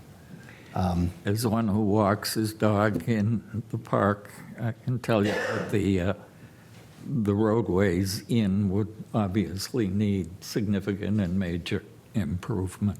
Yes. To the extent that the the Center for Active Living is not being used on weekends, which is true today, may not be true in the future, the significant number of additional parking spaces right outside the entrance to the park would clearly be used by others as well. Okay. Liz? I mean, at first glance, this seems like the best option out of the 4, just in terms of the space. But I look forward to hearing from the committee, questions or concerns about it, things we're not thinking of, but this certainly looks like the best option out of the four to me. Bill? Yeah, I would agree with that, Liz. I mean, I think this option will work for the parking, for the size of the building, and what we're trying to accomplish there. I didn't really hear a lot of challenges on 3, so I guess if 3 comes in okay as well, I kind of want to hear from the residents who use the center what their preference would be on the site. It is pretty far in the park. I go in that park a lot. It's right by the gate where you go in there. So it is a little deeper in the park, but other than that, I think it looks like a pretty good site for what we're trying to build. Am I correct that it's before the gate, though? You don't? It's before the gate, but not that much before the gate. I mean, the Fire Museum isn't that, maybe, yeah. And I just another point to add to this site, as part of our public outreach that we had, as Tom was mentioning yesterday, we were at the senior center all day and got a ton of good feedback from the seniors that came and talked to us. One of the things that we had asked them, we had a big map on the wall and we're pointing to different areas of the park, just getting people's general idea or general feeling of we weren't pointing to specific sites, but we were asking, hey, would you feel comfortable if the building was located somewhere more towards the rear of the park, and we did not get any negative feedback really on that. There was a lot of indifference to the location that being this far back. There was no worry about being buried or access to it or whatnot, and that's just from having conversations with seniors that are using the center today. So just FYI, that's a little tidbit that we found out yesterday, that there was not a lot of discomfort there in putting something back there from the public that we talked to. That's good to hear. Yes. Okay. Which is not to say that the committee wouldn't have concerns. Sure. The deeper in you go, it's longer response times for public service, emergencies, all of that kind of stuff. It's a longer ride, more traffic. So, but with the necessary improvements to the roadway and the like, it clearly is not something that would make the site impossible to use. Members of the public, please. I'm Joe Nevins. I'm chairman of the Council on Aging, and we have had extensive discussions at the Council on Aging about various sites. And it was unanimous among the 11 members of the Council on Aging that they infinitely preferred a workable site at the Bear Cove site. So site 2. Is that site 2 or site 3 or? The site we just finished. Site 2. There wasn't an extended discussion about which of the sites because we actually only visited one.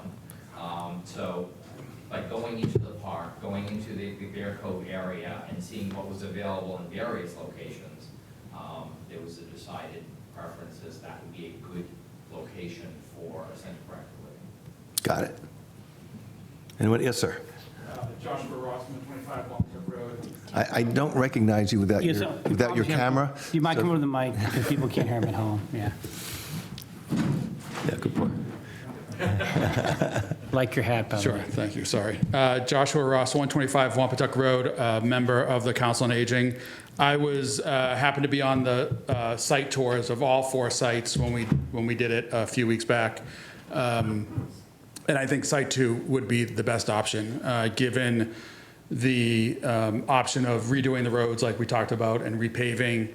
Also, there's a huge, from the map, even though the building is kind of off the road, you said there was the option of, redoing the landscape to open it all up. I guess the only question I would have is lighting. Is there going to be an issue with putting up lights in the park in that area? Have we talked about that as we get deeper into the park? So that's a question, I think, for the planning board ultimately, but I would suggest to the board that perhaps that would be less of an issue here than Site 3 because you're further from Conservatory Park. That's right.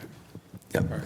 And so, as you know, there are the zoning bylaw has restrictions on lights, but there is also an overriding safety concern, and there's difference between lights along roadways versus a sign on a building, for example. So I think lighting is something that has not been gone into in depth, but would be part of the analysis if we choose to go through with site number 2. Right. Yep, that's a great question, though. And I think, and what Chris was talking about yesterday from when I was there, a lot of the people were talking about outdoor activities, and given the fact this is steps from the beginning of the park would be a huge benefit other than the other sites that we mentioned. Sure. Thanks. Great. Anyone else? I knew you were dying to get up.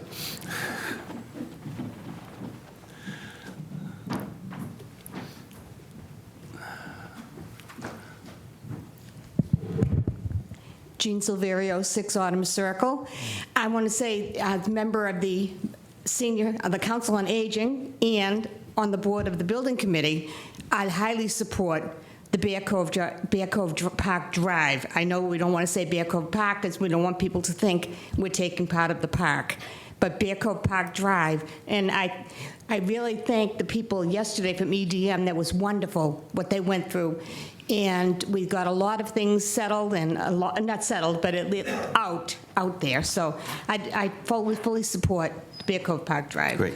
And look, number 2 looks good. Thank you. Thanks, Gene. Gene, you're welcome to be sitting in here. Getting violent here. Anyone else? Okay, trying to distinguish now between 2 and 3. If you can, again, just put up on the map first where we have 3 in general. So that is to the south, and that's closer to Conservatory Park. But they say you gotta redo the road anyway.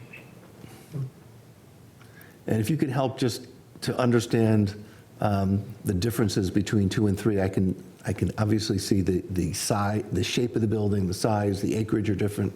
But what should we be looking at to say, 2 or 3 is preferable? So I can jump in, Brian. So, right off the bat, just the space that the boxes are taking up, you notice that the blue box we talked about, it's taking over the storage building. So that's one thing to consider. It's definitely encroaching more on one of the drive aisles that are currently there. And I think we all know that if a new senior center goes back here, we're going to be renovating and reorienting those drives anyways. So, but that's something to keep in mind, is that we're encroaching on the current drive aisle right now with the proposed parking. And from again, just going back to, a senior center design and the ideal scenario, we would like to have as many parking spaces close to the front door as possible to keep, the walking distances down. So this having an orientation that's more elongated, like we're showing in this plan, would increase the distance for some of the parking spaces, which again is not prohibitive. It just is not the ideal scenario. So comparing one to the other, that's something to look at. And obviously the building and the parking being directly adjacent to the residential properties is obviously a large difference from having it on the other side of the drive access. So those are just some kind of big picture things to keep in mind when looking at this one. Do you have any, roughly, Chris, do you know how far from the property line of the other people this would be? It looks about I would say about 100, yeah. Yeah, 100 feet. From where the boxes are shown right now to the property lines, that's... Thanks. That's 100 feet. That's enough information. Yes. I think the board chair understands the reason for the question. Yes, exactly. And between 2 and 3, is there any dramatic difference in the topography in terms of, again, the slope, the people walking from their cars? Is it one more downhill, uphill? Is it about the same between? So 2? the big difference is Site 3 is definitely currently more flat and would probably be easier to develop from just building right away on it. Site 2 definitely has some topographic issues, but we would be fixing those with regrading essentially. So what I'm trying to say is the building that's back there on Site 2 that we would be taking down is it seems to be at the same level as the drive access, but there's a large hump between the two.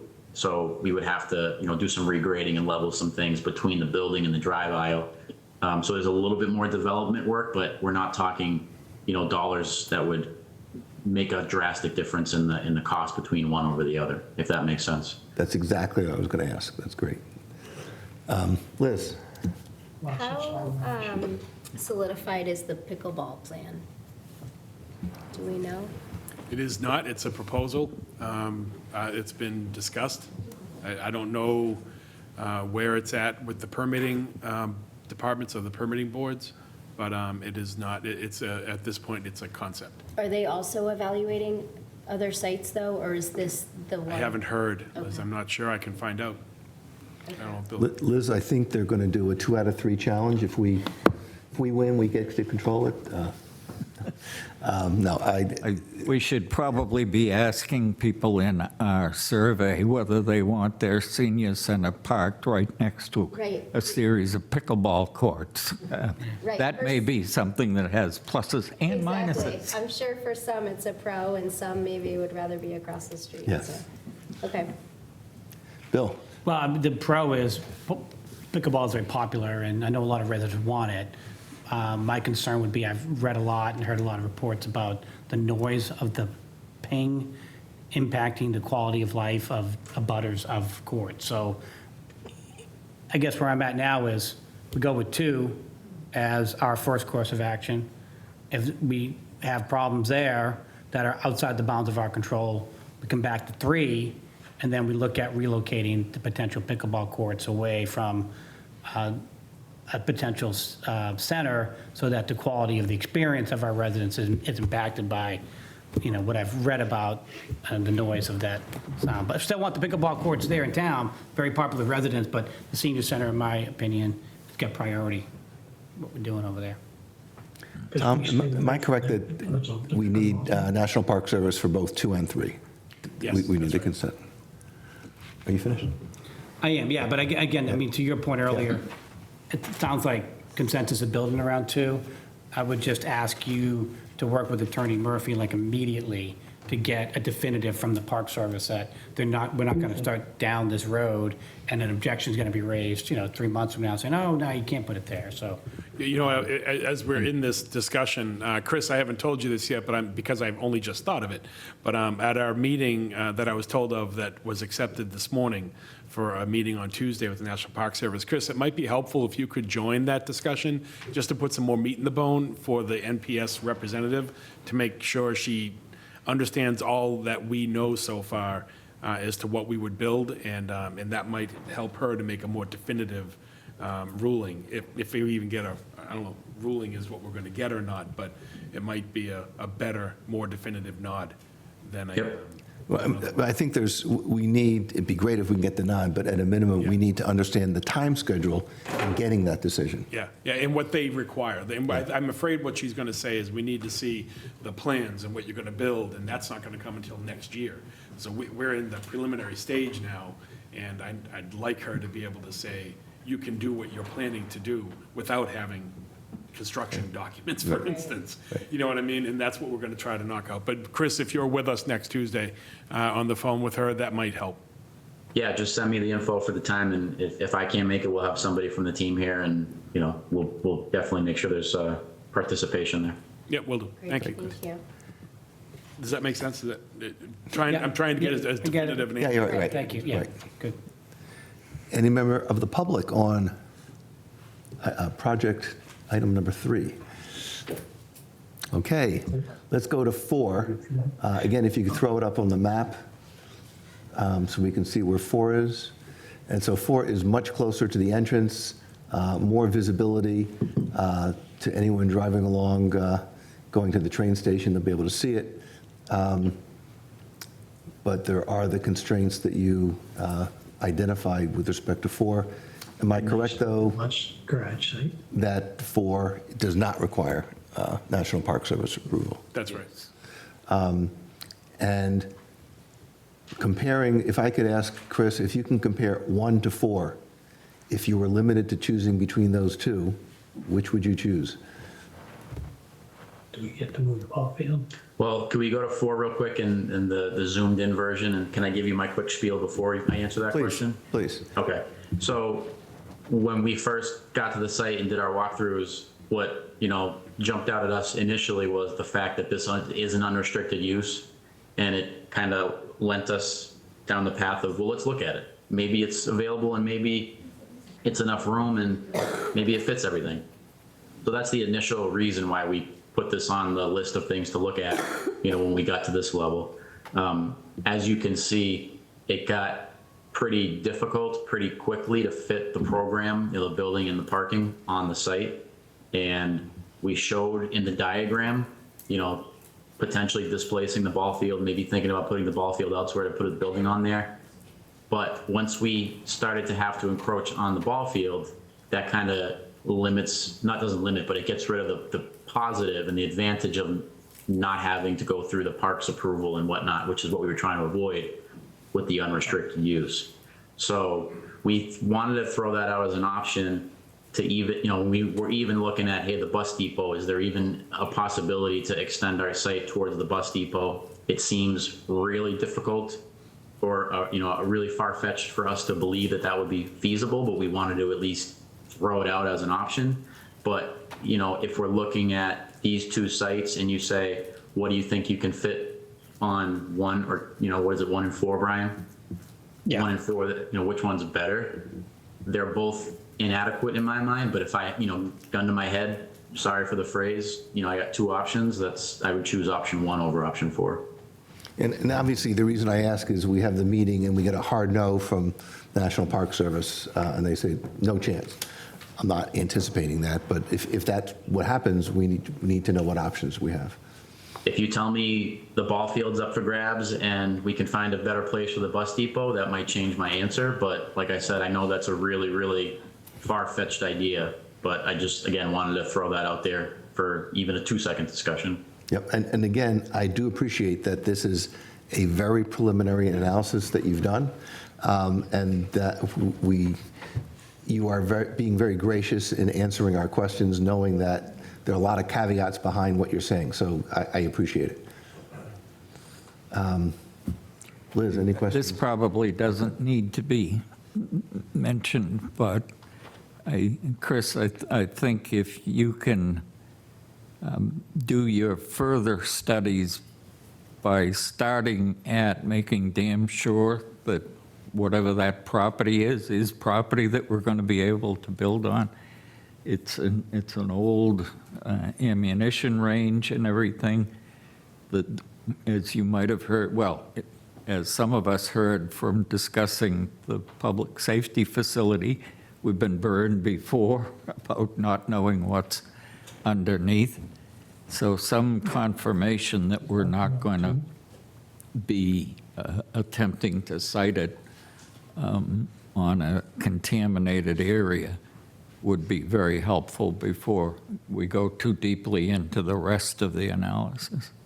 And Tom, just to answer that directly, that's probably our next step. If the direction is, you guys should really look at number 2. That's for all the reasons that we like it, you guys like it and you want us to go down that path. That would be the next step, and Brian can speak to that if you guys have more questions on what we would get into. But that environmental piece, which is a big question mark, that would be the next thing that we would look at, so that, to your point, we don't get down the path of putting a whole building design together for it and then we realize, oh no, we can't build here. That's the next thing that we would do to make sure that we are getting as much information as we can on that site number 2, because there is a lot of unknowns.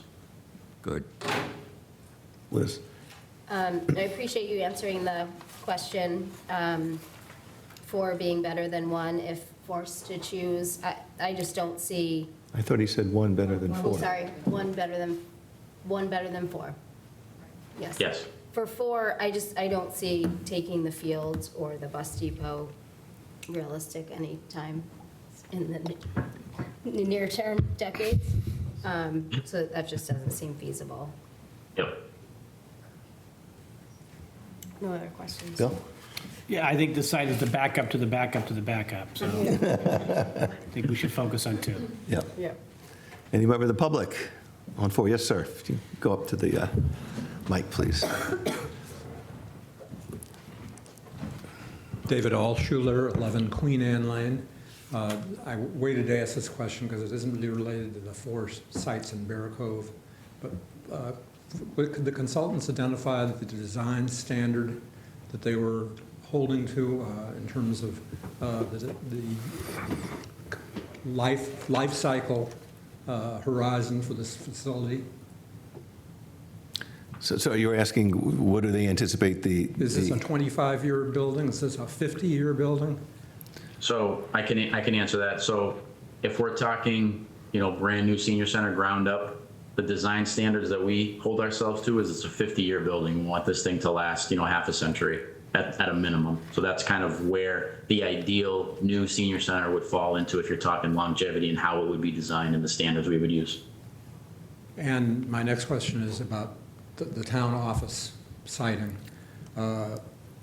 Does the difference in grade in the multiple pieces of the building that are to be recycled into this create design challenges and expense additions that are real significant to the project? I'm not sure I understand what you're asking. To get from the north end to the south end of the town office complex, you've got to go down 3 different elevation changes. And, you can put elevators in, but well, I'm not an architect. I'm asking whether or not that creates unusual and expensive architectural and construction challenges.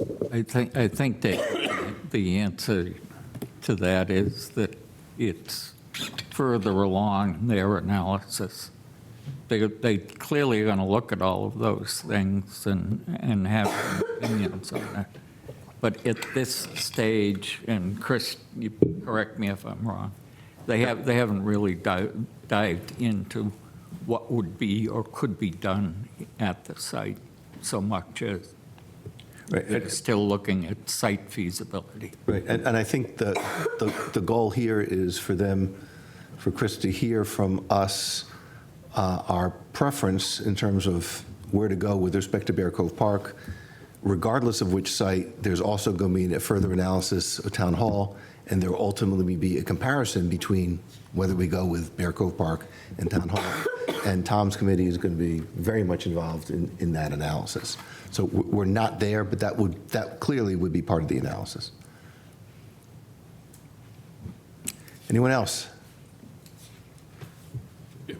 Yes, please. Before we get 12 phone calls tomorrow, I just want to make it perfectly clear, no one is talking about tearing out Carlson Field. Yes.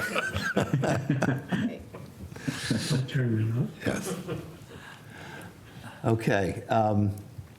So I think, and I do want to have a discussion, a little further discussion about the town hall option, but in terms of the feedback, because I asked at the very beginning what you'd like to get out of this discussion, and I believe what you want is a clear indication, at least from this board, as to what our preference would be among the 4 sites at Bear Cove Park. And yes. We're not voting on anything, but my clear preference is 2. 2. And I've heard from Liz and Bill 2 as well. And that, of course, is subject to making sure that it's available from the National Park Service to do what we need to do, and to also understand if there are additional constraints that the National Park Service would put on this. So, for example, if the National Park Service said, fine, but you're limited in parking, then that's a problem. So we are going to go down that road rather quickly to make sure that we can give clear direction and that, Tom's group is on board with this. But I think you've heard from this board that number 2 is the option. And assuming that works out, that would mean that you would not be doing any further work on 1, 3, or 4. And the building committee will be considering this next Tuesday evening. Yeah, great. And I'm sure we'll have a prompt recommendation. And then if we could now switch to Town Hall. Just real quick, Tom, on that, if you're meeting on this next Tuesday evening, my meeting will be during the day. I'll get you the results of my discussion prior to your meeting. I might You'll be able to. I might join in if I'm free. Of course, I was actually just going to suggest that we invite the select board liaison to that meeting as well. Mr. Fisher, you might want to join too. Yes, sir. I know you guys are trying to live lives too, so. We are indentured servants here. Town hall site, can you, so I do understand the constraints, and am I correct that you have been proceeding as if you are limited to the existing Center for Active Living and the to-be-vacated police headquarters? No. No, I'm asking Chris, in terms of your analysis. So as far as I understand it, that's not a complete constraint. That's, I think, where it was the conversation was started, but it's been understood since then that there are other options available as long as we're within the property lines. Yes, okay. There's other options to explore, and we will 100% be doing that. But though, looking at the existing footprint and utilizing that versus doing something else, that is on the table as far as we understand at this point. So in terms of the question we heard before about going from one end to the other or going up various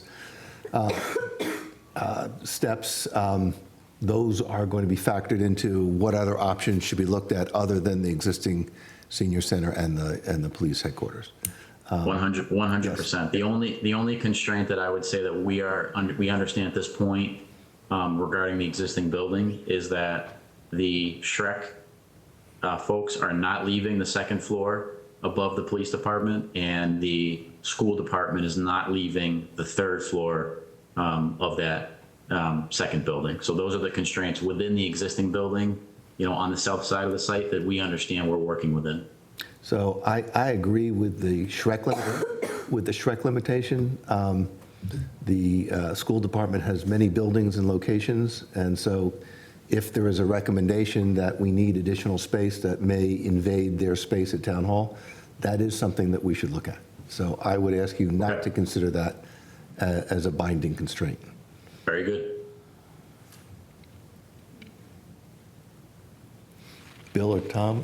Bill, any comments on this? I'm asking you guys for okay. Well, obviously the parking is a major concern here. Even if, I think where you're proposing, is that where the Habitat House is, that parcel there? No, Habitat took half of the parcel.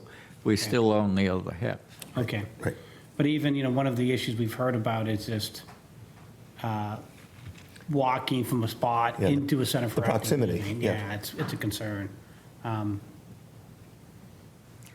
All of those concerns are what's in their study at the next stage. Yep. Liz? Yeah, I don't have any questions. I look forward to what the design, I'm sure the architects can come up with something more fabulous than we can looking at these squares. So definitely want to see what's possible and have an open mind about Town Hall. But the parking obviously remains to be an issue, and kind of the remote parking here, I don't really see as an option or a great option. So, but I look forward to what you can come up with there.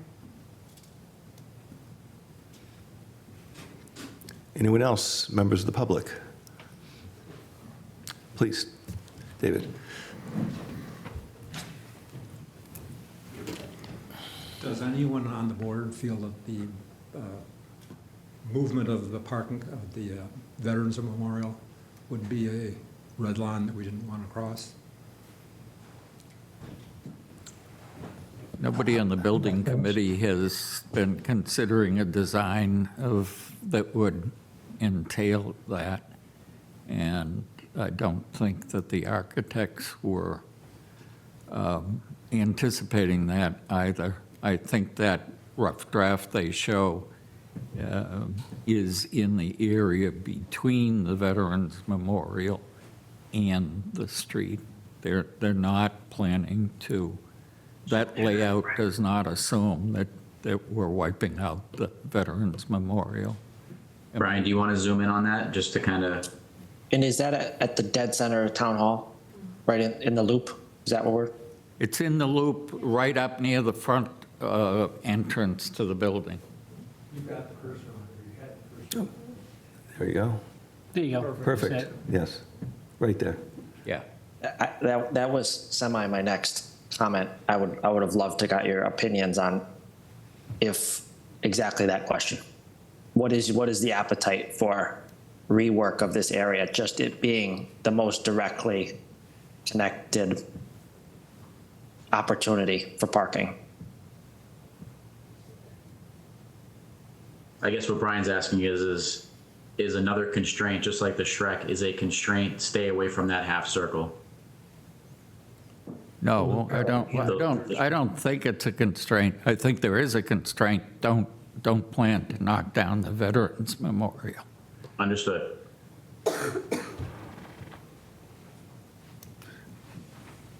We'll look at anything. Be careful. Yeah. Well, as one who was involved in the design of the town hall and planned that wonderful green loop, it wouldn't be high on my priorities. But totally understand. The seniors come first.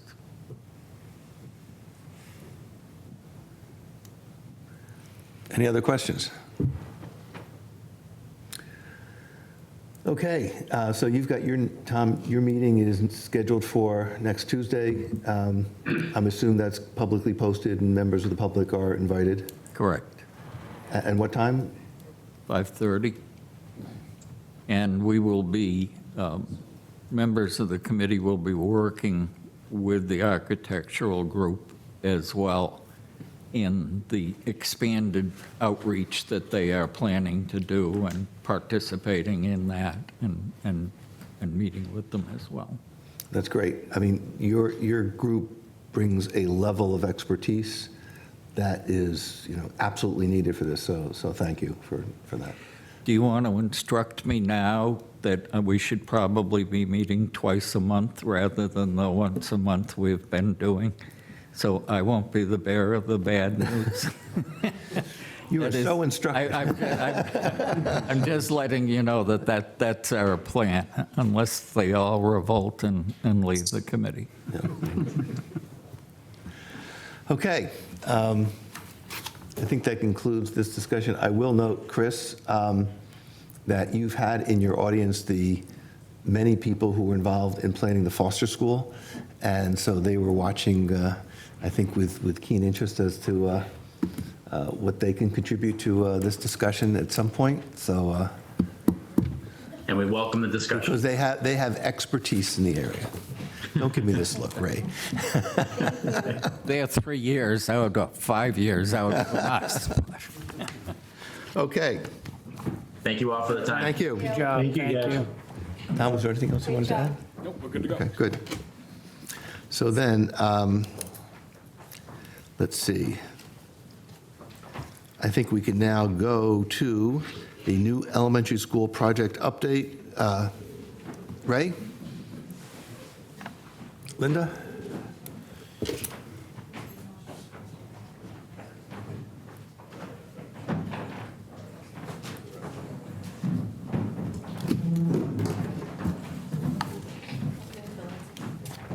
Well, let's see what, Ray, are you primarily going to be showing us slides, and should we dim the light so that folks can more easily? I think what you did before Yeah, works. great. Is this the same? Yep, we have it. Thank you. Thanks, Linda.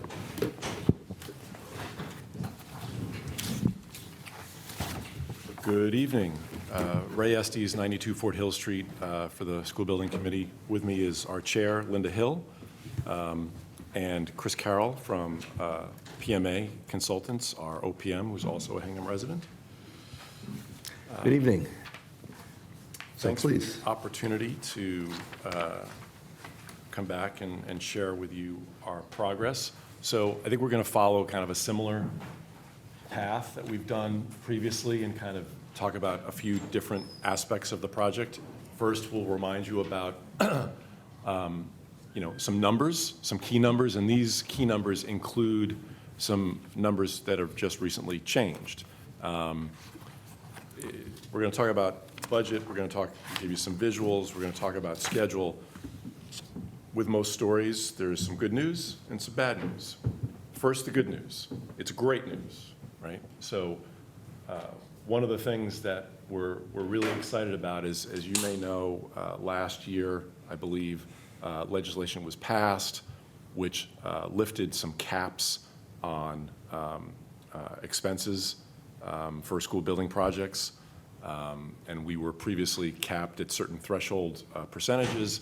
Those have been increased, which will correspondingly increase our grant that we receive from the MSBA to the tune of $3.4 million.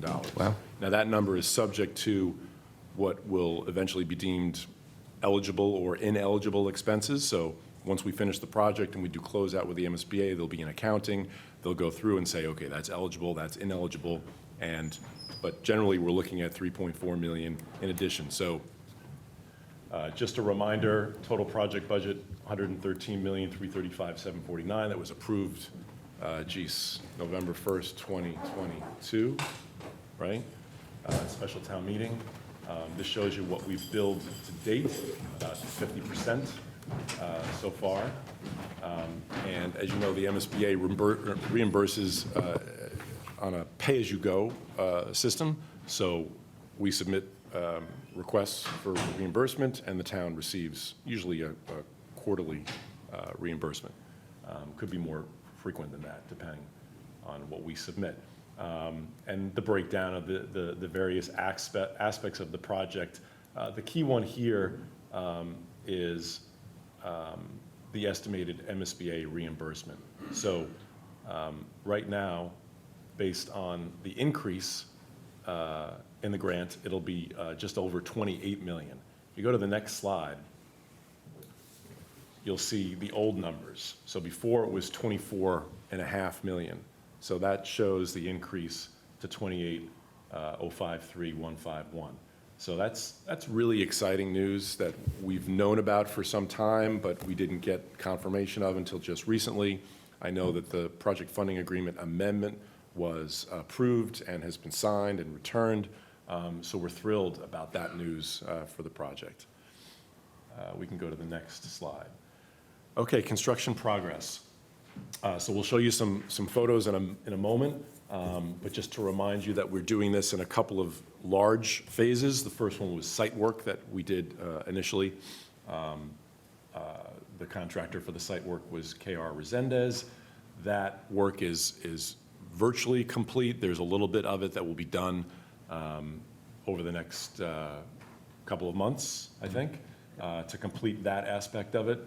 And then phase 2, Bacon construction, which is essentially building the buildings. There is site work associated with the phase 2 portion of the project, and they actually hired K.R. Resendez to do that site work. So same site work contractor, continuity.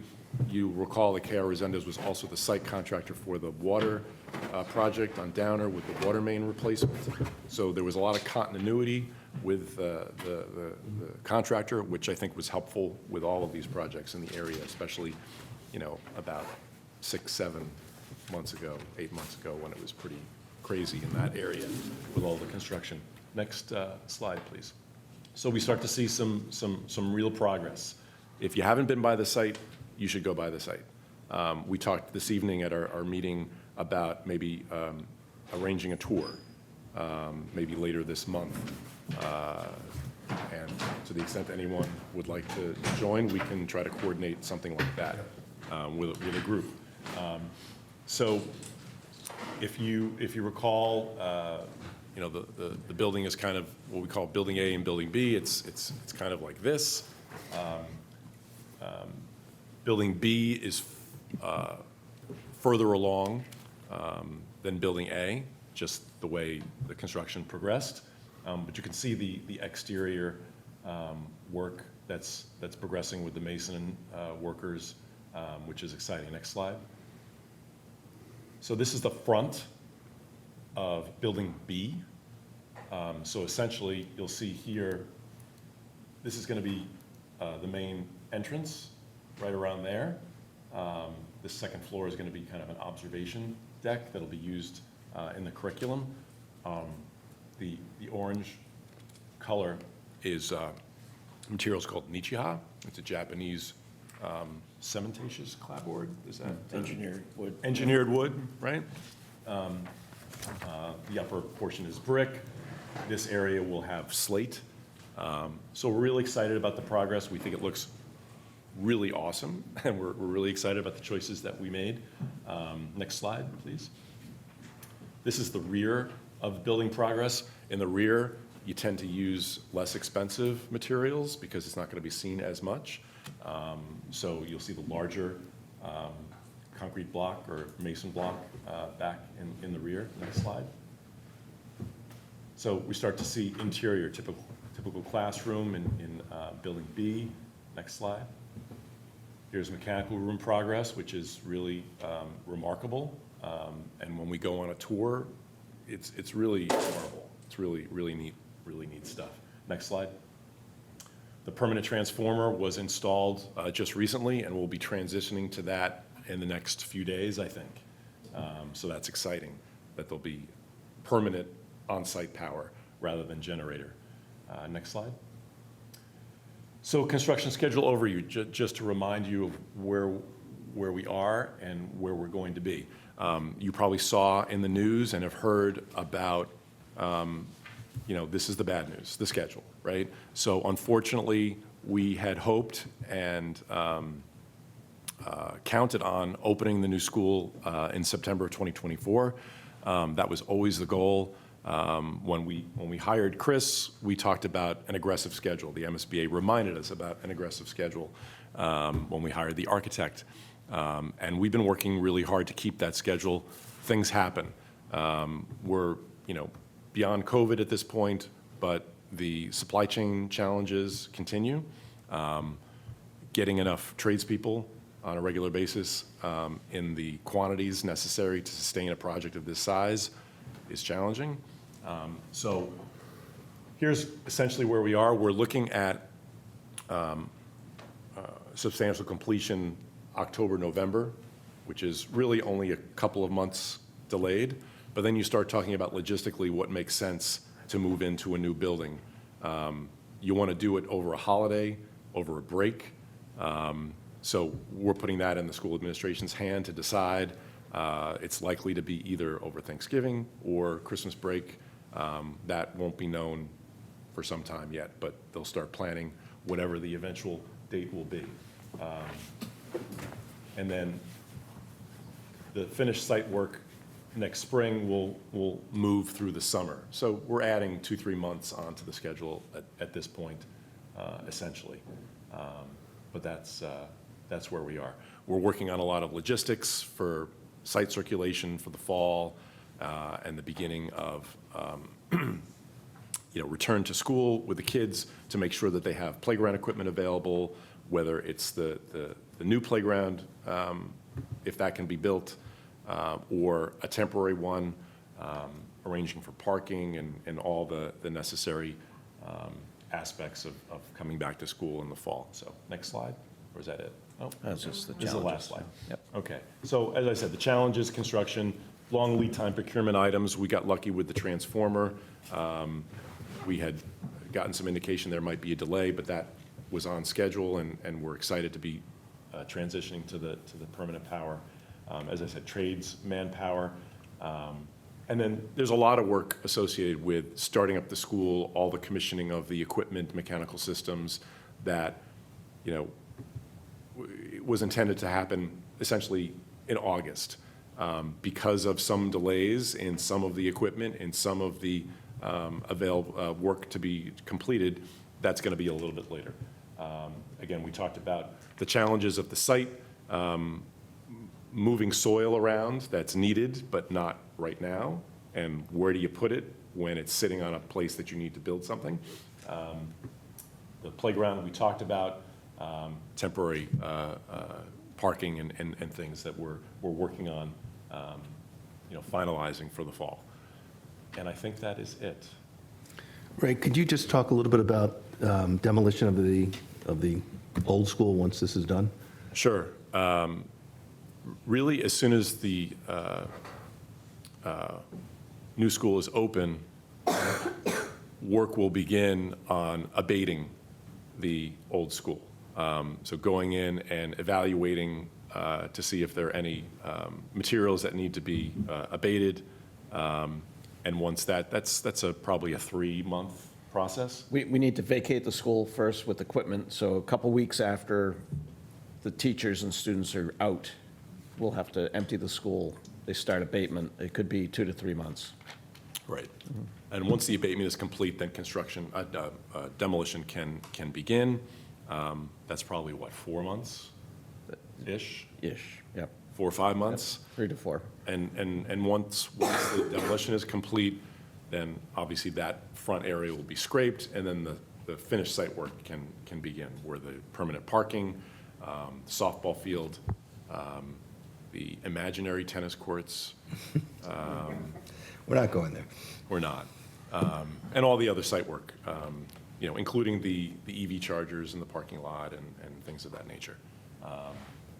I will say that one of the things that we talked about tonight was that we did get the design of the solar array for the roof has been completed. We've always been committed to doing everything we could to make this building as efficient and environmentally friendly as possible. And with the geothermal HVAC system, that accomplishes one goal, being a net zero building, no carbon emissions whatsoever. And a second opportunity is with solar. Now, the roof was designed and is being constructed as a PV-ready roof, just like the middle school was, but we're going a step further. We authorized design of a PV array, and we have a cost for that. We think we can take care of that in a contingency budget that we have, assuming all goes well. And the way we're going to do it is likely bid it after next spring and have a new contractor do it separately, kind of an aftermarket. Right, because that was not part of the initial. It was not. Right. It was not. But we should have budget left to do it. That's great. And that's our intention. So we're excited about that. Virtually the entire roof will be covered with a PV array. It'll be set up, and I know Laura Burns come in and talk about the different options. This will be so-called behind the meter. The school will use the electricity generated directly, and as a result, it won't need to pay HMLP for as much electric generation. So it's exciting. We're thrilled to be able to do that, and we're taking the necessary steps to get there. So thank you. I mean, your group has really done incredible work, and we all appreciate it.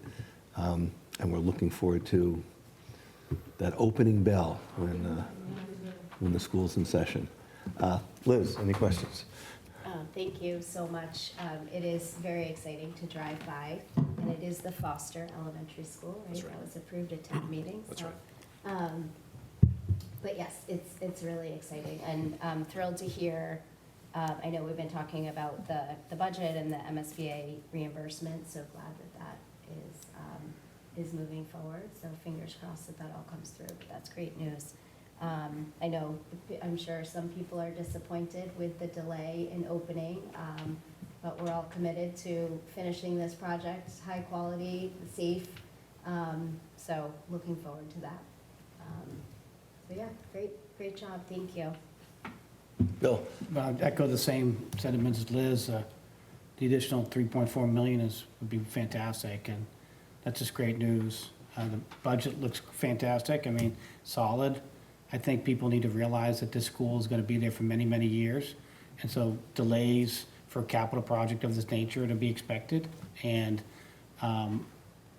everybody wants the school to be the best possible school it can be, and it's going to be the nicest school in the South Shore when it's built. So I think you guys did a great job. Appreciate Linda, Ray, all your work, your committee, you as well, Chris. And two of my children go to Foster. I think you all know that. So I'm over there, quite often, and it's great to see the progress. Like to go back to where we were in September, to school ends on the 14th, to where how this project has taken life over the length of the school year. It's just so great to see it, and Every day you see something new development that just makes me feel great about where this project is going, so. And my only real question is, if occupancy is established in late fall or winter, can you demolish the old building with the students there? You have to wait for a break? No. Wouldn't be a problem at all? You can do it? It'll be, any abatement or types of containment issues are fully enveloped inside the building, so there's no issues. The actual knockdown of the building, they may be able to do that during certain hours to avoid students being adjacent, just for safety. Yeah. It Safety, happens quick. the dust is probably a concern too, right? All that. Yep, but it happens quick when they knock it down. Great. Tom, did you have any? Nope, I'm good. And Art? No. Art, anything on this? No? Any member of the public, comments or questions? Thank you, really. Great work. Thank you for the update.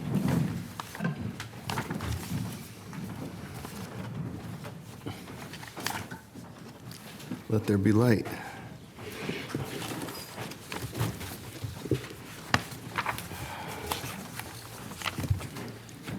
Okay. I believe next on our agenda is to dismiss certain select board appointed committees.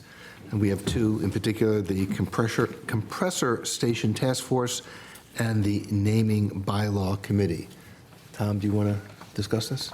Sure. So these are two committees that have, that served the town admirably when the issues were at hand. They've both been, the compressor station is built and in place, has been operating for several years. And the naming bylaw, as we know, passed the town meeting, and their work is also complete. So I would call out on the compressor station task force committee members, Mary Farrington, Richard Norman, Turner Bledsoe, Kristen Casey, and Joshua Ross. Thank you for your service. And there are some committees that their useful life ends and their work is done, and that doesn't mean that the members who are on the committee are excused from service. It just means they're excused from that one committee. And the naming bylaw committee, we have Phil Edmondson, Wendy Ellison, Sarah Melia, Tom O'Reilly, and Victor Bolterra. So thank you to both committee members. And with that, I would like to take a motion with respect to the compression station task force. So I make a motion to dismiss the compressor station task force with thanks. Second. Roll call vote. Liz? Aye. Bill? Aye. And I am an aye as well, with thanks. And now, with respect to the naming bylaw committee. I will make a motion to dismiss the naming bylaw committee with thanks. Second. Roll call vote. Bill? Aye. Liz? Aye. And I am an aye as well. Thank you again. It's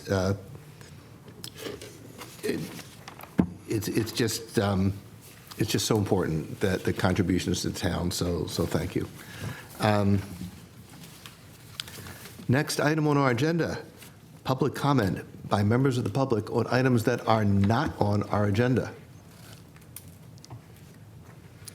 Any comments? We move to Town Administrator Select Board reports. Mr. Mayo. Nothing tonight, thank you. Art. Yes, if I may, I just wanted to provide an update with regard to our work to improve accessibility here in town. We're planning to submit a grant request to the state's, the Massachusetts Office on Disability to advance aspects of our self-evaluation and transition plan. You may recall the work that led to a presentation late last fall on it. With that plan in place, we're eligible to seek grant funding from the state for implementation, and working with our recreation team, we're preparing a grant request asking for $250,000 to support the build-out of accessible pathways at in the Cronin Field complex. The rec department's been working in this direction for a while. You may recall the rec department having secured about $55,000 in funding from the Capital Outlay Committee for design for this project. We have a working quote, and we're putting the grant application together for submission in advance of the due date, which is next Friday. And do you know when the decision date is? Be later late in the summer, early fall, where we'll get feedback. Great, thank you. Michelle? Nothing this evening, thank you. Liz? I, along with Bill, had the pleasure of attending the third grade mock town meeting, which was wonderful. So special thanks to Bev Vernon and Monica Matthews for putting that together, as well as Old Ship Parish and the Historical Society. It's really a community event and a great partnership with the schools.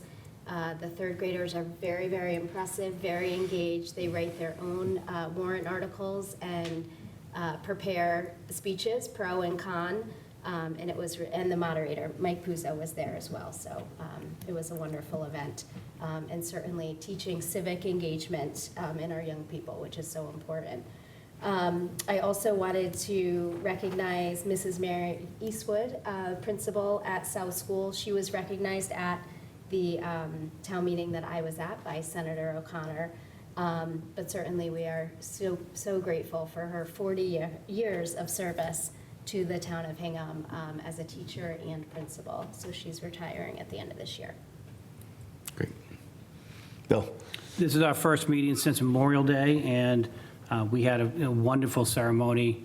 The weather was perfect, speaker was great, but I wanted to just commend our chair on his remarks. I thought you did a wonderful job, Joe, on talking about the history of our chaplains in the military, and again, telling the story of the USS Dorchester, which I'm familiar with, but it was very moving, and thought you did a great job, so well done. Thank you.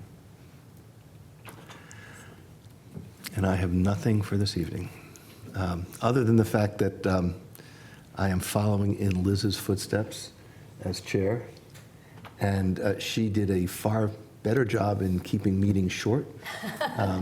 We're now after 9, and I will do my best to emulate your performance. We started late in your. Okay. In your Might need to be careful, put a motion to make Liz back together. So with that, I will take a motion to adjourn. So moved. Second. Roll call vote, Liz. Aye. Bill. Aye. I'm an aye as well. We are adjourned. Thank you all.